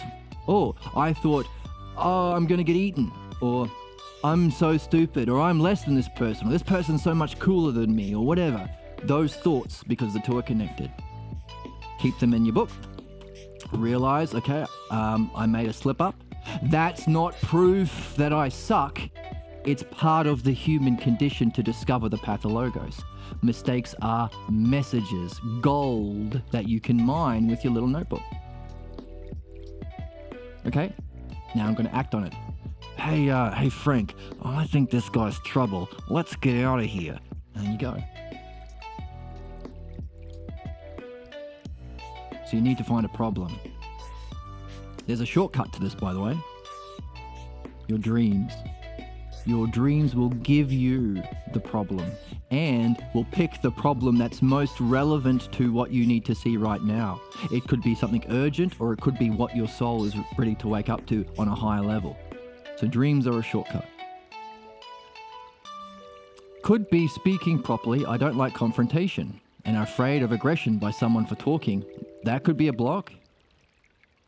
So you need to push the implications of that pattern that you've noticed about yourself. What would happen? If someone was doing something bad, would this feeling state and thought block me from speaking up? What would happen? Who would I become a slave to? Look for the block, look for the problem. And this is why excellence is important. Your goal has to be excellence in whatever you're doing. So if you're saying, okay, I want to watch a football game. I love football. Okay. But then you go to the football and there's someone sitting in front of you with a really tall hat and you can't see the game. You say, well, I don't like confrontation. I can see a lot of the game. That's okay. That's not excellence. See the whole game. Only if you're seeking to see the whole game or do whatever it is with excellence can you recognize blocks, because you've got a goal now. Now, hopefully it's something more meaningful than seeing a whole football game. Hopefully it's something to do with the pathologos or the logos, midwifery or philosophy. Hopefully. But that's where you can recognize the blocks. Otherwise, you can go through your whole life never speaking up and never discovering the pathologos that you were born here to discover. There's a reason why your soul picked this family and this time. It's a reason why you walked away with your specific pathologos. You're going to miss all that if you're not aiming for excellence. You're so funny. Yes, and you are so insightful. I am very funny. I tell everyone I'm very funny and no one believes me, but you are the one. You get it. I got a genuine laugh. I didn't expect the notebook. Oh, the notebook. Yeah, a little notebook here. I got a bigger one. I got two here. Now you can also go down a rabbit hole. There are some awesome new notebook apps like Obsidian, where you can take these notes and the program will give you a mind map. So you can play with like this mind map, see how the states of mind are connected, see how the different problems are connected, see how the blocks are connected, because that's really what we're aiming for. You want to see the interconnectedness with all of your problems and the aspects of it, to see it as a beautiful giant monad, oneness. So that can be a rabbit hole if you've got time to explore the cool notebook apps. There are a few of them out there like Obsidian. I started to, but I didn't have the time to get into it. So if you get into it and you find a really cool one for taking notes about blocks, states of mind, thoughts, that can like make these cool mind maps or diagrams, let me know in the Discord. I'm just scared of getting yelled at. Oh, that's good. All right, my words being misconstructed. What would happen if somebody yelled at you? What is it that you were afraid would happen that causes you to be silent? It's okay, he can sit with his hat. Maybe he's happy with his hat. No, but what about your goals? You're sacrificing your excellence. Makes a nice slave. We all need Cinderellas in the world to give up their purpose in life to, clean the house for the evil stepmother. Do we? This is courage, by the way. Hopefully the reasoning and principles behind what I'm saying ring true. That's the Logos. There is a necessity and a beauty behind what I'm saying that you can follow and understand for yourself. If that's the case, then what you are learning is the Logos. The virtue of courage is following the Logos even though it won't feel right to begin with. Your whole life has been a dialectic of your Pathologos. You've been reinforcing the false belief about yourself, that definition that doesn't exist about self. Here, you're reinforcing that state of mind. It becomes your mask, your persona. You're used to relating through this mask. Hey, sometimes you know how to get out of trouble by putting this mask on. Oh, I'm sorry, I'm just a little Cinderella. I don't know, I'm sorry. Maybe it works sometimes. That's been your life. But also it manifests in every area, division. And then after you go to the football match and you let the guy with the big hat do his thing, you don't know anything about him. You don't know if he's going to be offended by the big hat. Maybe he wants you to see the game. Who knows? You don't know. You're projecting onto him. After the game, you reflect and you see, there you go. I guess I was right the whole time. Okay, that's what human beings are stuck in. This is the cycle of the Pathologos. But actually, this isn't literal. It's the negative side of the dialectic. All of the things here, and here are not literally true. They are clues. That's why we need our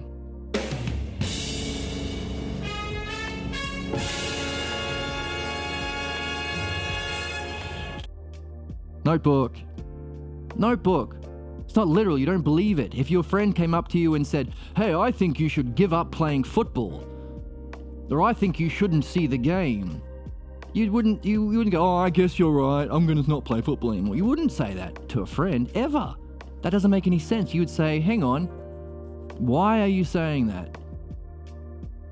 Because your friend could be wrong, or an idiot, or jealous. You would always ask him, why are you saying this? Treat your mind as a friend. Because your mind will give you two kinds of thoughts and states of mind. This kind about what's true about yourself and reality that you are here to discover but have forgotten. That's why we do philosophy. That's why we read a Balboa version of Plato, to read the words from Socrates to learn this.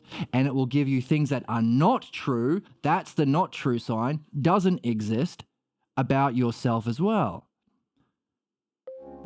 That will trip you up, that will block you, but that's not its purpose.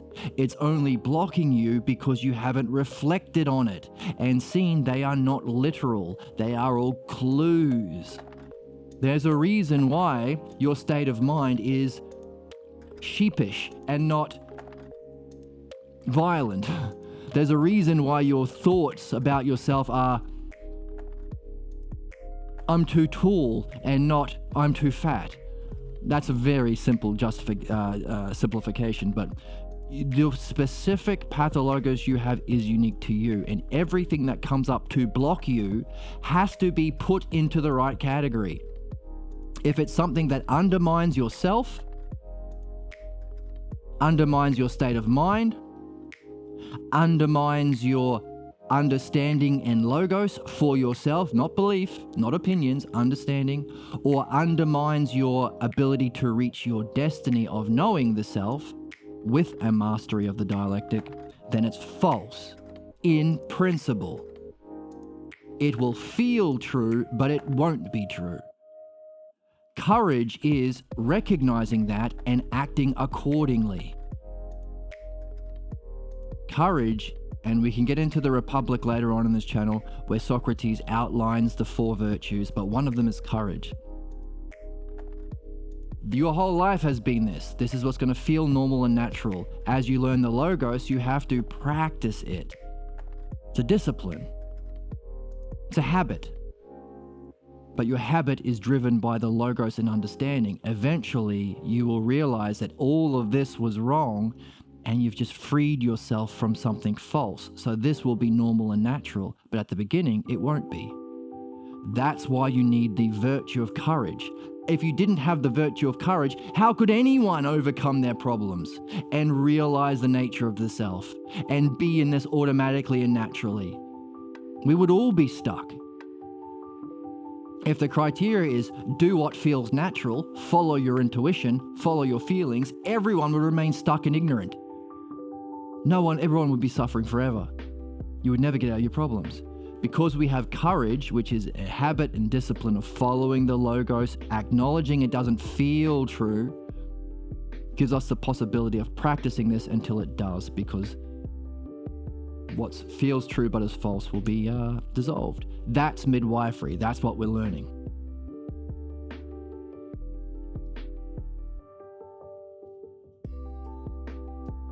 So yeah, treat your mind like a friend. And if you're getting these ones which are says any of these things that you've spoken up about, my needs are bad, what does that mean? Having needs is being human. They are a gift. I can only meet my need to explore philosophy if you have a need to understand yourself, or you have a need for connection, or you have a need for reflection. I wouldn't be saying these words if you didn't have a human need. Now, ultimately, our human needs are to know the self. All needs fall into that one. But if you didn't have that need, I wouldn't be saying these things. We wouldn't be able to connect and relate. We wouldn't be able to put Logos on the truth and put Logos on what's false. So this experience should be evidence and reason to show that this conclusion that I'm bad for having needs is literally false. It feels true, that's okay. Courage is to act as though this is true. My needs are a gift. The better I can put Logos on them, the better I can express them. The more I learn the dialectic, the better I can understand and communicate myself. The more I practice this in this channel, the more I'm going to get better at reflecting on things with Usia. The more wise I will get. And then eventually you'll master it. And then you'll have a wizard's hat like this. Because this is the true quest. We pretend that there's a wizard's quest in Harry Potter and a Jedi quest in Star Wars and all these sorts of things, video game quests and Elden Ring quests in Elden Ring and stuff. They are all reflections of this, the true quest. And that's you. That's a picture of you. That's what you look like. See, there's your nose. So when you recognize that which is false, then you realize it's not literal. Then why is it here? It's a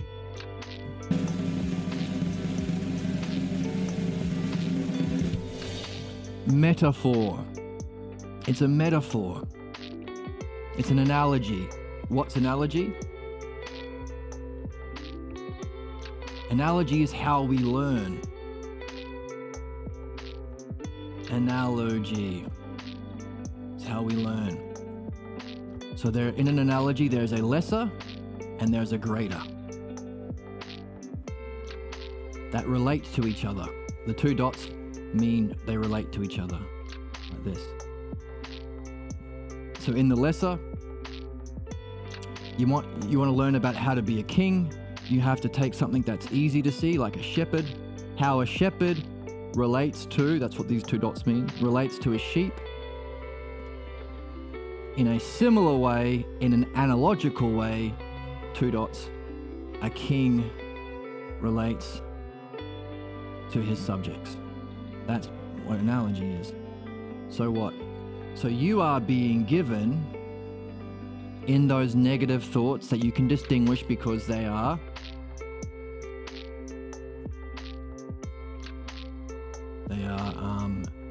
anti-self. Yourself is bad, and you talked about that, having needs is bad. Anti-mind or reality. Your mind is broken, or you can't know the mind of God, or you're less than divine, or reality is something other than you, when really it's your own consciousness. Reality, or reality is cruel, or reality is ununderstandable. Any of these things that talk about the lack of integrity or intelligibility of reality or mind. And anti-logos shuts down thinking for yourself, shuts down seeing, speaking, and acting on your own thinking and understanding. Any of these are indications of the lesser kind of communication that comes up in your mind that is a block. So you have to be pursuing excellence to recognize blocks, otherwise how will you see it? That will be a metaphor. So the items that come up here will be clues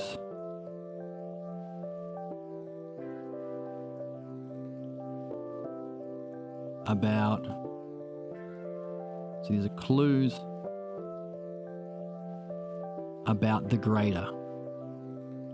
What's the greater that manifests as these negative thoughts? Your pathologos. They are clues about the underlying false belief. Let's write it all up there. The pathologos, false belief about self and reality. Our job is to reality. Discover this, which is unsuspected, which is guiding everything we do, because it's the cause of our problems. So as human beings, we get problems whether we like it or not. They suck unless we recognize this. It's an analogy to give us clues to find out what's causing our problems, which is actually really, really good. It would suck if we didn't have clues. It would suck if we couldn't solve problems. It would be a stinking reality that doesn't care about ourselves and is not understandable if we couldn't understand and remove our problems. Necessarily, therefore, it has to be this way. So we have our notebook. Take the notes. Treat it like a friend. Oh, you're saying I shouldn't speak up about being able to see the game that I paid for? Oh, why are you saying that? Talk to me. Come on. You wouldn't just blindly obey your stupid friend, just like you shouldn't blindly obey these kinds of thoughts that are negative.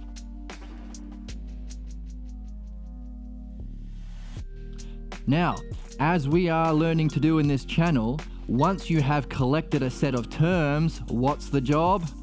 Always the same thing.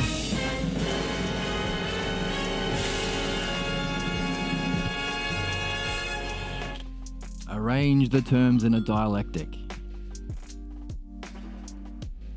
Because you are seeing the states of mind. You are seeing the thoughts and having the dramas, the problems. You are seeing the conclusions you make about yourself. Your job is to trace it all back to the root cause, because you don't know what the original definition about yourself that's false is. Now, our job and what we're doing by reading this text is to learn how to reflect in this way and how to understand this, the origin scene where we got this false belief, so we can piece together what that false belief must have been, given the conditions, given the causes, and given the principles that we are learning in this book. Given this origin scene where mum did this and dad did this and I was in a good state, but then they told me this and I didn't blame them, but I took the blame myself. What was the blame you took? What was the conclusion you walked away with? That's what we're after. And the more you practice, the better you're going to get at it. That's why you need the virtues. To practice it.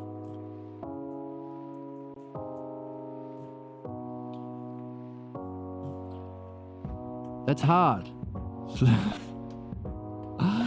Well, it's only hard because it's unusual.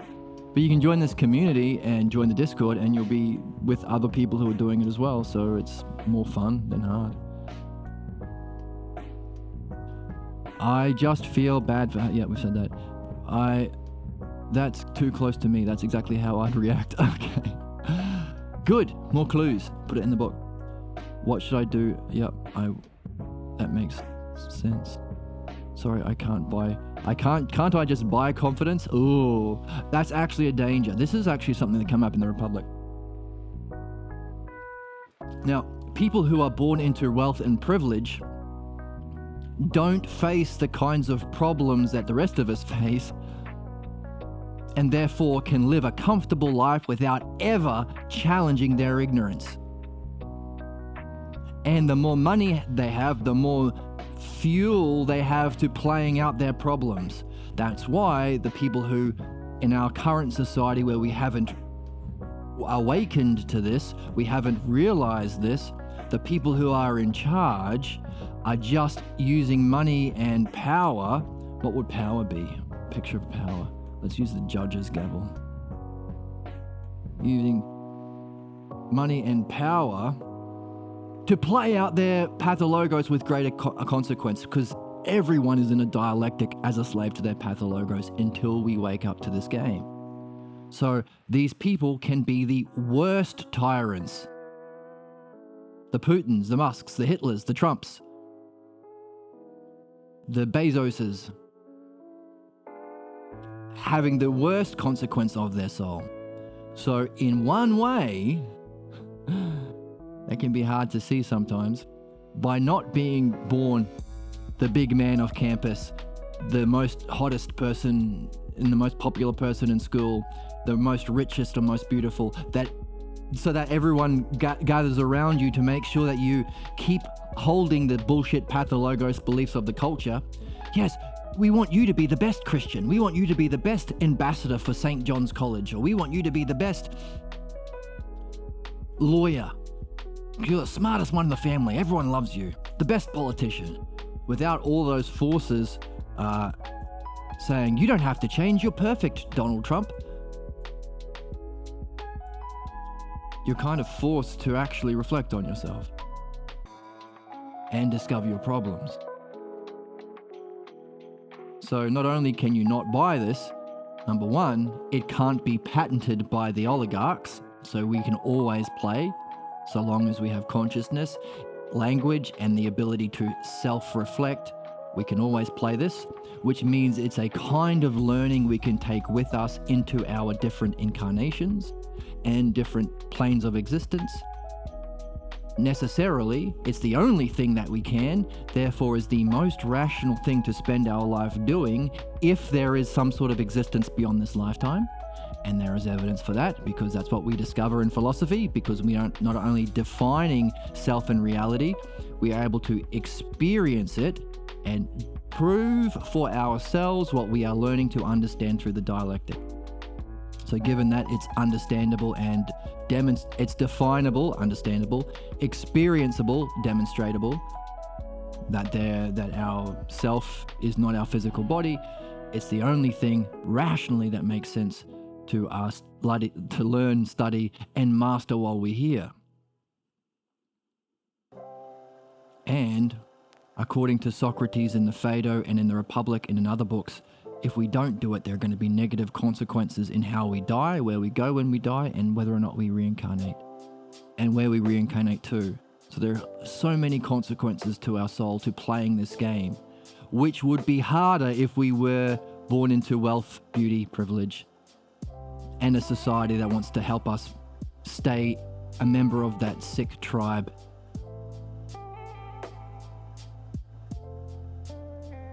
So not only can you not buy it, it can't be sold, it can't be patented, you can always do it, there's no gatekeeping, and it might actually be better that you weren't born with money.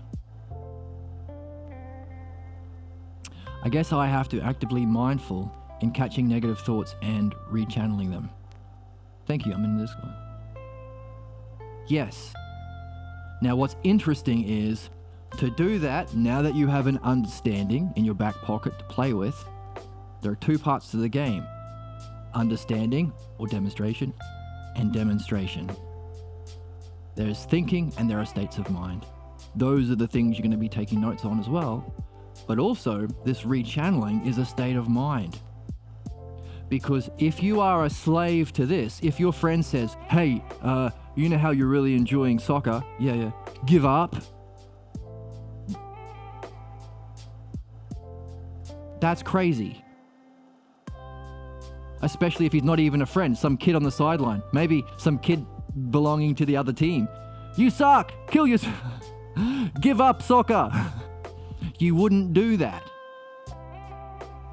That random person yelling that nonsense thing because he belongs to the other team or whatever isn't something that's going to affect your state of mind, affect your functioning, and block you from your goal. Can't. Because it's not believable. You don't believe some kid. And you see through why he's doing it, because he wants the other team to win and you might be a good player. It's not believable. Which means the kinds of things, like you said, like that particular saying, it's only going to affect you if you are certain. If you believe it to be true, if you're already certain about it. That's why you might walk down the street, like maybe you go out one day and you pass 10 people and 10 people say 10 different things. 9 of them you're going to forget about. But it's that one person who says that one thing that resonates with what? With our Pathologos idea about ourselves. That's the thing that's going to affect us. That's the thing we're going to remember. That's the thing we're going to talk about all day. That's the thing we're going to think about in the shower. It has to resonate with what you already believe. That's why conversations with religious people are stupid. You either already believe whatever crazy nonsense they believe, in which case, why talk to them to begin with? What are you going to learn? Or you don't believe them and they're just going to fight you because they're not interested in changing their belief. They are certain about their belief. It's a stupid baby brain conversation about beliefs. Understanding, however, is related to truth. Beliefs aren't. They're to do with your upbringing and your parents usually, your society. It's not about truth. It's not about harm. It's usually about harm too, because if you are blocked from understanding, you have no way of removing your false beliefs. If you value beliefs and you reject understanding, so it's always harmful. That's why the religious right vote for Donald Trump. It's no coincidence. The Nazis went to the Catholic Church in the war. It's no coincidence. These are a set audience of people who have already given up their self and mind to be slaves. That's what belief does. Right? And the point is, they are certain about it. There's no changing their mind. So any problem that we have of the pathologos nature, our pathologos already has to be there because you already have to believe that crap as being true when it's not. So when we're chasing the origin scene of our belief, you might find a scene where you were like in grade 3 at school. And that might be a very fantastic expression of that problem that manifests even today, which is great. We need to trace it back through time to the earliest scene where we got our false belief. But what usually happens is, if the problem was there in year 3, someone said something like you stink or whatever, and then you believe them, that means you already had the pathologos belief. For you to believe them, you have to go back further. In other words, when you are a slave to bollocks, whether it's other people or your own internal dialogue, it's because you are certain about its truthiness. You have no right to be certain about it. You don't know the self. You haven't done philosophy yet. You have no right to say, I'm certain that this is myself.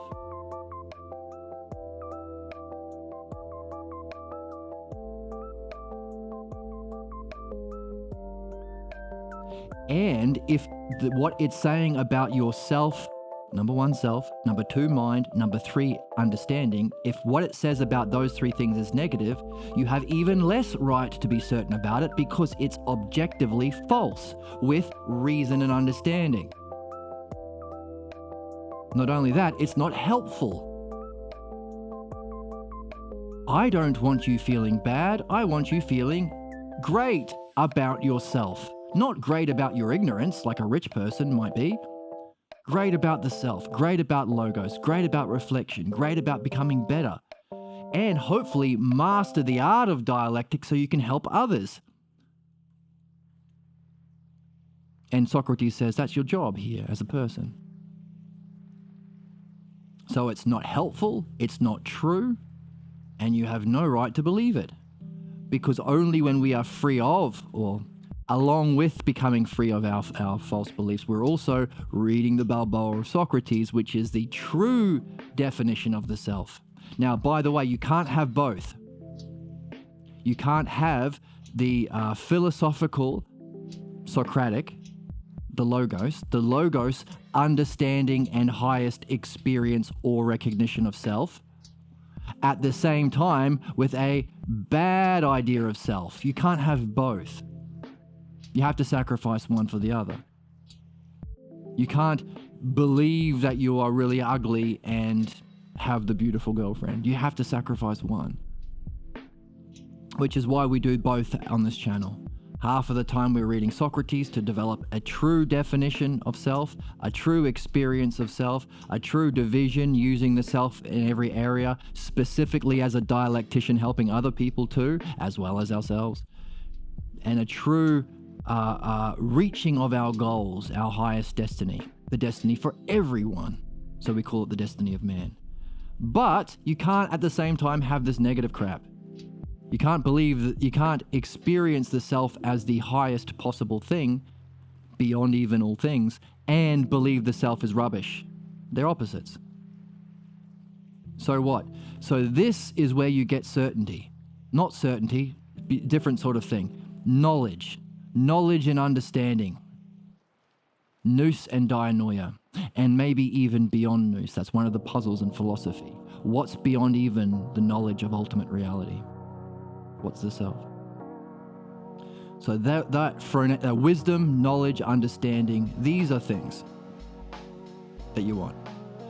But the certainty in your negative idea of self is not justified. It's not until you reach that can you say that you know anything about the self, because you don't have knowledge about the self. You have false beliefs from your family, but you've got no right to believe that.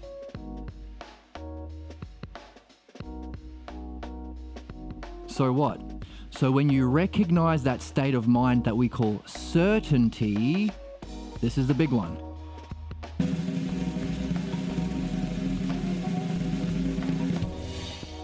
certainty, where you're certain that what that thought is saying is true. You're certain that that friend telling you to give up must be true. I'm certain he's the wisest man in town. Of course you're not. A wise man would never say anything negative about the self to begin with. By definition, it can't be wise. No, I'm certain. We sacrifice the state of mind of certainty for something that can facilitate this movement. And that's what we're learning in the Meno. Yesterday we read the Meno, and tomorrow we will read the Meno. So what's the opposite state of mind of certainty that you have to practice being in? We call it wonder. Wonder. What can you find to wonder about in those words? Can you see a pattern? Can you see a puzzle? Curiosity, wonder, curiosity. Puzzlement. The Greek word for this is aporia. It's what we're learning about in the Meno. So, if it's hard to do this new thing, that's okay. Are you certain that it's hard?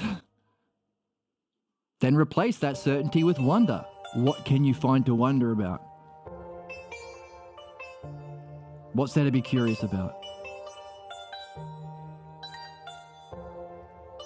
That's the starting point. And so hopefully today we've got a lot to wonder about in today's podcast.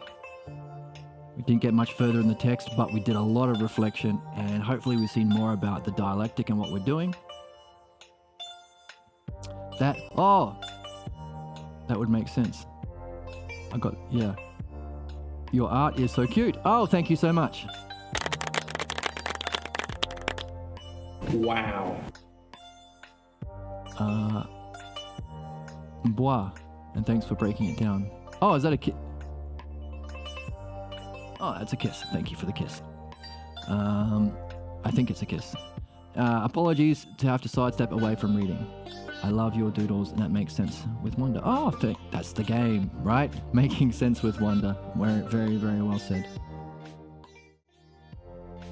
Let's take this wonder into finishing this paragraph here. Let's see if we can find anything to be curious about. Every time the parents, the authority figures, insist on the truth, every time they insist on the truth of their pathologos, they are responsible for creating the conditions for the transmission. So if you insist on that thing you're certain about, not only is it blocking you, it is going to be creating the conditions to pass it on to whoever you are authority over. Break the cycle. There is no unconscious motive at work. Oh, and by the way, they didn't know what they were doing. Doesn't cut it anymore. Because there is no unconscious motive at work. What does that mean? Consider, parents and authorities do know what they are doing and insist on their right to do it. People know what they're doing, and people insist on their right to act negatively and with ignorance. But one thing escapes them, which is what? And that is this. It is this that is deceptive. They are not able to grasp the significance of what they are doing. I have a right to tell my daughter she's spank her, whatever it is. You don't know the significance of what you're doing. But I have a right, I'm a parent. I get the right to discipline, blah, blah, blah, blah, blah. Bollocks. You don't know, you know what you're doing and you are insisting on it. But do you know the significance? The significance escapes them because they refuse to look at the consequence. This is how they're responsible. What's going to happen? I don't care. I am too busy to think about that. Bollocks you are. Look at the consequences. By the way, what does it mean to look at the consequences? The dialectic. What are you doing? How does it demonstrate? How is it going to affect the person's life? And what are the consequences? Once again, dialectic is our hero.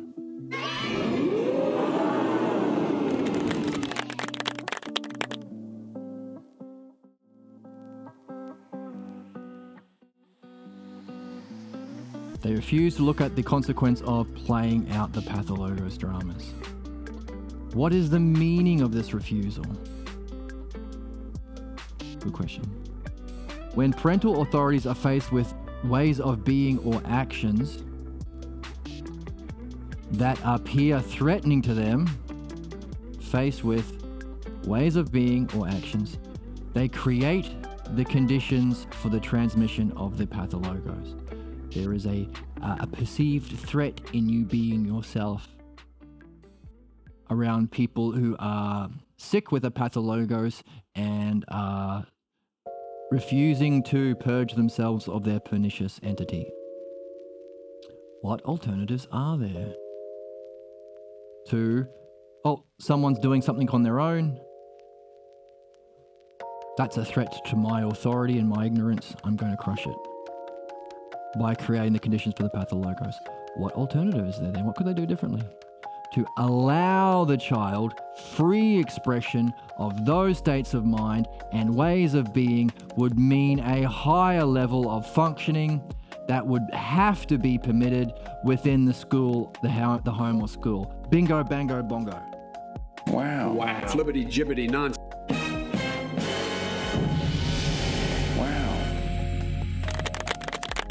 Big one. People have learned to fear the self, the mind, the logos, and our highest functioning. Or excellence. We've been talking today about the necessity for pursuing excellence. When you're pursuing excellence, you think for yourself. You go beyond my little bucket of ignorance that I'm stuck in. Ooh, it's scary to me. I'm going to pull you down. Some people use the expression crabs in a crate. Because if you get a bunch of crabs in a crate, one will try and escape and the rest will pull them back down. In Australia, we call it tall poppy syndrome. The poppies that stand up higher than the other poppies are cut down by the harvester, I think. That cutting down of the self, your way of being, your state of mind, and your functioning. Self, mind, logos. First hypothesis, second hypothesis, third hypothesis. Those three things, chop down. Boo. Why is... Boo. If the free expression could be dealt with maturely, there would be no issue, no Pathologos. Imagine that world. A higher level of functioning would emerge. Not only are we not keeping ourselves in the crate, not only are we cutting ourselves down, we are preventing a higher evolution to emerge. We need to evolve. Maturity and integrity would be the natural product. Wow.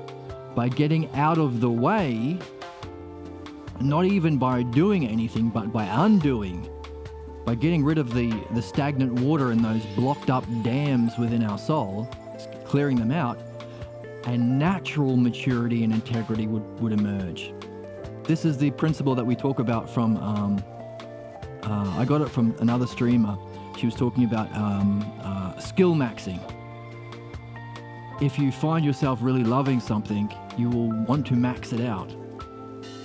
If you love playing a hunter, you'll put all your attributes into archery or sneak or something like that. If you're a thief, maybe a sneak. That's in video games. But if you are like, I don't know, if you like doing cosplay, you'll want to get better at it. You want to improve it. Naturally, if you love it, if it's meaningful for you and it's fun. Skill maxing. And in a similar way, if we get rid of the crap, we will naturally, there is an excellence of self that is allowed to fully emerge, flourish, or flower. That's pretty neat. Not only are you not broken, not only are your needs not bad, they are fantastic and automatic and natural and the best. The opposite of any pathologos. This could only be possible if the adult, let's get rid of that. Okay. If the adult first faced their own restrictive pathologos functioning. This kind of house or school can only happen if the adult faced their own pathologos. Why? Because their ignorance and their refusal to look at the consequences of their ignorance or the cause of their ignorance, the principles, causes, and dialectic, their refusal to participate in a dialectic or reflection on causes of their problem to maintain their right to be ignorant and harmful, prevents a natural maturity, integrity, high level of function of self, free expression of self. That's a high level of functioning that's a natural product of being in self. So, not only does addressing your pathologos free you, it allows you to not restrict others who might be dependent on you, like a child. And create the conditions for self to naturally skill max or self-maxing. Let's coin that term today. Self-maxing. Let's put it on the board. Self-maxing.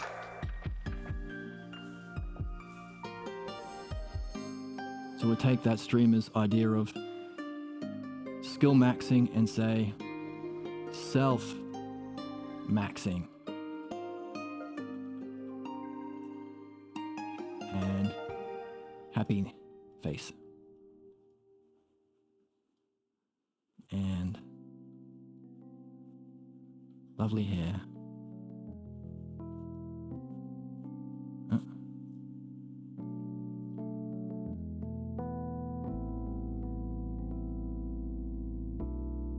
And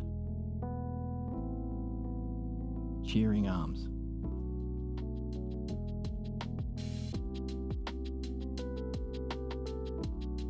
Self-maxing.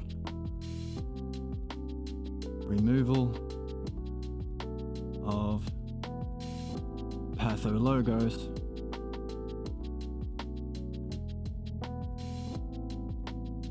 allows conditions for natural excellence, we're going to say,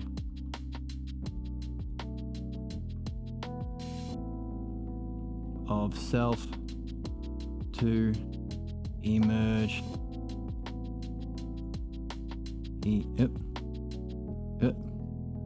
emerge and grow, merge and grow. And within the category of excellence, we have a list of terms. That's important because we always look out for lists. That's part of doing the dialectic reading. What is involved in excellence? Free expression. Free expression of, of state of mind.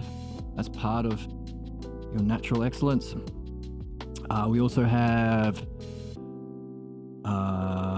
ways of being. It's a way of being.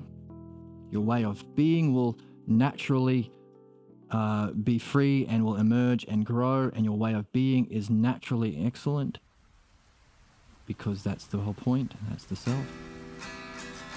This is why they have to go to all of this length to create this bollocks show for you to walk away with a false conclusion. And that's why it can only happen to the youngest of children, only in a dependent relationship, only when they haven't realized that the appearance of beauty doesn't always mean truth. In other words, they have to put a lot of freaking work in to convince you that yourself is bad because of how fantastic the self is, the state of mind of self is, the free expression of self is, the way of being of self is. It's so brilliant. That's the goal. That's our destiny. That's the goal of philosophy, and why they have to put so much work into crushing it.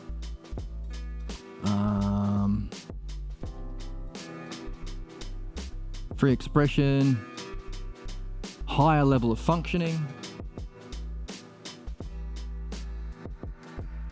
higher. So your level of functioning, higher levels. And now we can wonder, well, where does the art of midwifery or dialectic come in? What level of functioning, of higher functioning is that? Higher levels of functioning. Does the perfect midwife have to be free of pathologos? I don't know. That's a puzzle. Like, yeah, anyway, let's put that aside for now. Maturity and integrity would be the natural product. So maturity, integrity,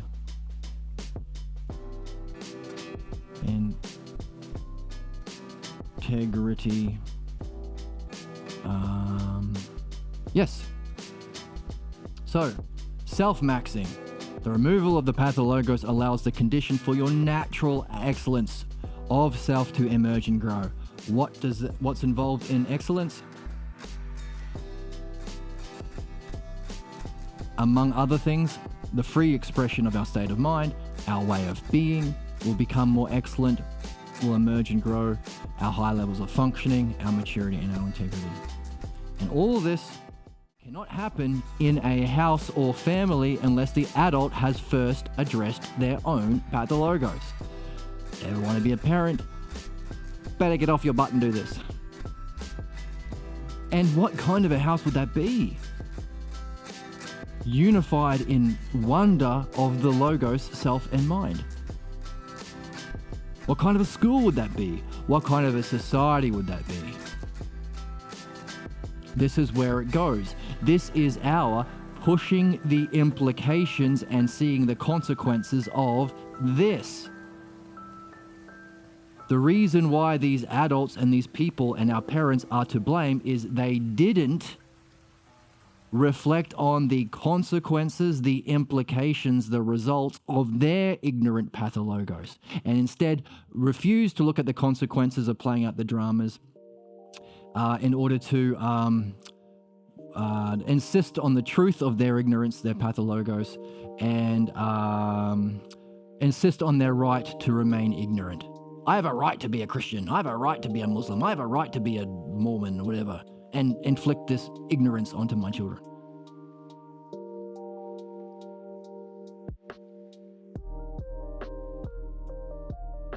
Do you? I mean, you do it anyway. Is that a right? If you want it, but you're also crushing the soul and the development of your child, maintaining your ignorance and sickness within a lineage, and also creating a terrible home or school environment. So,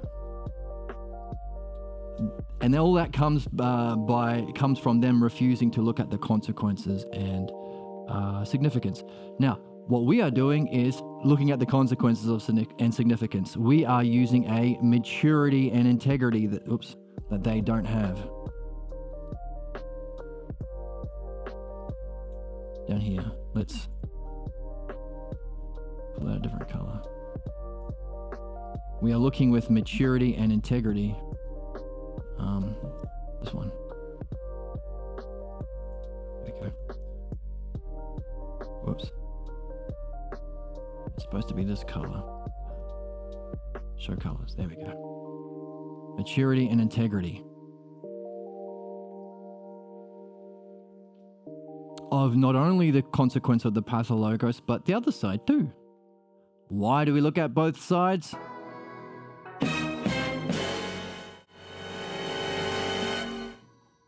Because as we saw, the dialectic has 8 categories. What happens if the self maxing is there? What happens if it is there? It should be here. What would it be? How would it feel? How would you function? And what would be the implications and causes and consequences? And what they didn't do. What's their pathologos? What's the state of mind or mask? How does it function within the home, the school, the society, and the life of the child? And what are the consequences? They didn't do this. Instead, they're insisting on their ignorance. We are doing both. Why do we do both? Because the dialectic has both. You don't have a complete understanding unless you have both.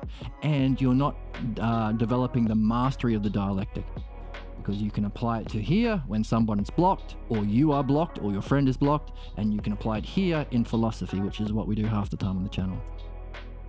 This is midwifery, this is philosophy, and you gotta do both. In fact, having a philosophical definition of self helps you see how wrong the false one is. Having an experience of reality diminishes the mask that we wear, and even the consequence. It diminishes for at least a short amount of time, or some time. Doesn't remove it, but it can diminish its effects for a while before it kicks back in again. The effects of your pathologos and the negative state of mind, because you realize, oh, I'm not that. I just had this profound experience of my true consciousness nature. Of course I'm not this small thing. I just was there. I just realized I am it. There is no difference between self and other. Consciousness itself is my consciousness. Of course my needs can't be bad. My needs are reality. When you've had that experience, which is a part of philosophy, but you don't remove it until you've done this side of the dialectic. Even though that experience can diminish it for a time. It's important to realize. So, self-maxing, if it does exist, if it doesn't exist, that's what we did today. Self-maxing. Which is what?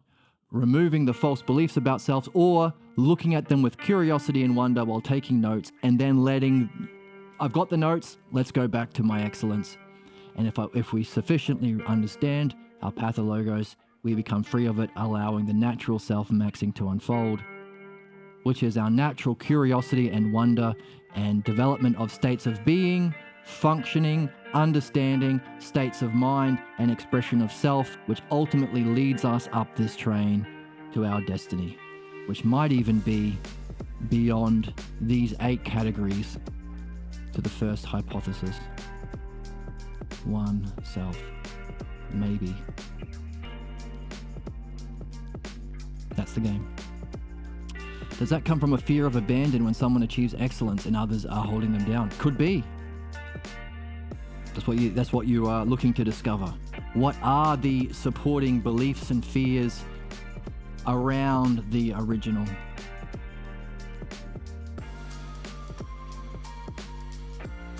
Yeah, they'd have to reflect on their own shortcomings. That brings light to the beliefs they hold on to. Yes, that's what they want to avoid. They want to avoid reflecting on their own self-participation in logos or pathologos. That you can remind them is possible when you shine your light. So yeah. And that's often what happens. So they'll threaten to kick you out of the group. Oh, if you do this and challenge our way of being, you can no longer come to the Christian picnic, or you're not a Jones anymore. Us Joneses, we do this. My grandpappy was a cop. My grandpappy was a Boston cop, and now I'm a Boston cop, and my son will be a Boston cop. If you ever start questioning the way things are and the role of the police in society and capitalism, you can't be one of us Joneses. Why? Will it remind you that you have a responsibility to reflect on your ignorance and the consequences of it, instead of remaining stuck in ignorance and loyal to ignorance like a dog, loyal without understanding? Dogs are fantastic, but that attribute is the thing that's an insult when applied to humans. Loyal without understanding reflection.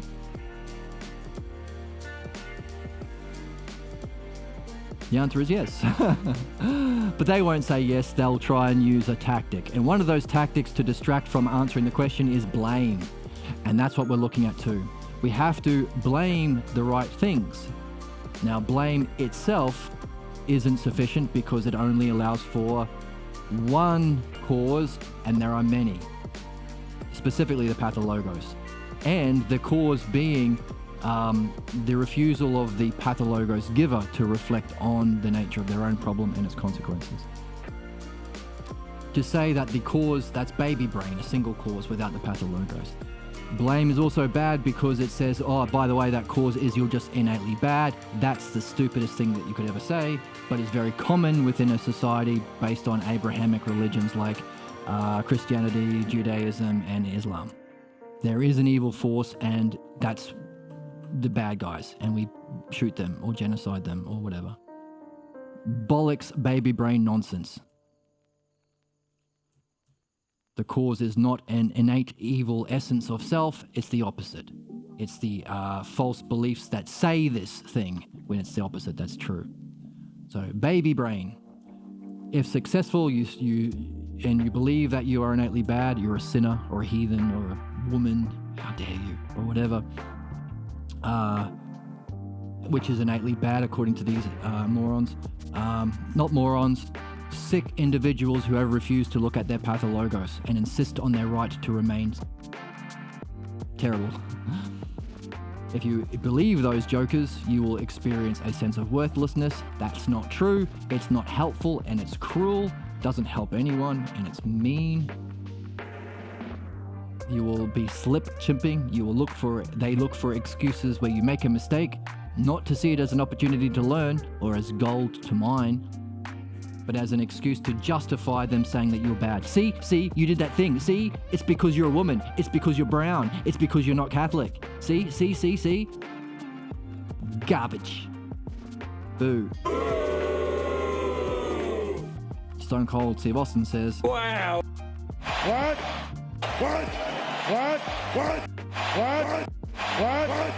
Come on, man. Flibbity-jibbity nonsense. Flibbity-jibbity nonsense, says Joe Biden. All right. So they look for mistakes to prove that lie, which is intimidation and nonsense. But also, ultimately, it functions as a diversion. Blame is a kind of psychic maneuver to draw us away from that thing that they are refusing to do. Look at the scope of their false beliefs, look at how it functions, and look at the implications of what lies behind those false beliefs. And my pictures didn't show up.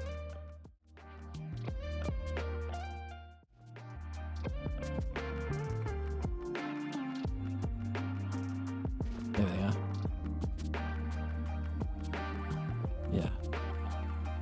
Psychic maneuver to distract from the scope, functions, and implications behind those beliefs.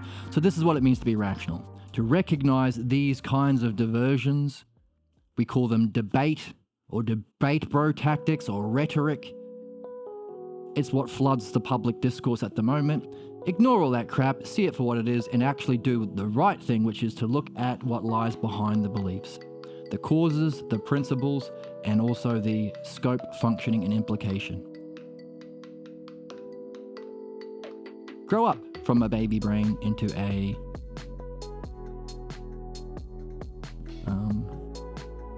logos brain, self brain, self mind, epic mind. I don't know, I'll think of something. So, seen a lot. Lots of interesting things to wonder about and replace our certainty with the wonder of. I hope you had fun today. Thank you for joining me. Thanks for sharing your reflections and your thoughts and your experiences in the chat. Thanks for going through a dialectic-based reflection on it. Now, what's going to follow is, well, you'll have to tell us. What is the consequence of this kind of reflection as you go out and pursue your goals with excellence? Having this reflection in your back pocket, what difference will it make? What difference? And let us know. Let us know in the Discord or on the channel and chat next time. What difference did it make? Also, has to be said, the Pathologos functions to block your development, so there will be perhaps a counter-attack. Did you have success? Was there a counterattack? As you started to have success, did you start to undermine yourself? Oh, I can't have this success, or I'm delusional, or this logo stuff is crazy, and this Jed guy in his Awakening Philosophy channel, he's mental, I don't get it at all. These sorts of things can undermine your own insights and understanding. That's called a counterattack. You know where it goes? It goes in your notebook. Keep the counterattack in the notebook as well. And get back to courage. Pursuing your higher self goals with excellence, even though it doesn't feel right, but the stuff that says doesn't feel right, put it in the book. And have fun. And feel free to share it with us on the channel. Feel free to join the Discord as well. It should be linked below. And I hope to see you next time. Thank you so much for joining me. Push a button. There we go. Bye.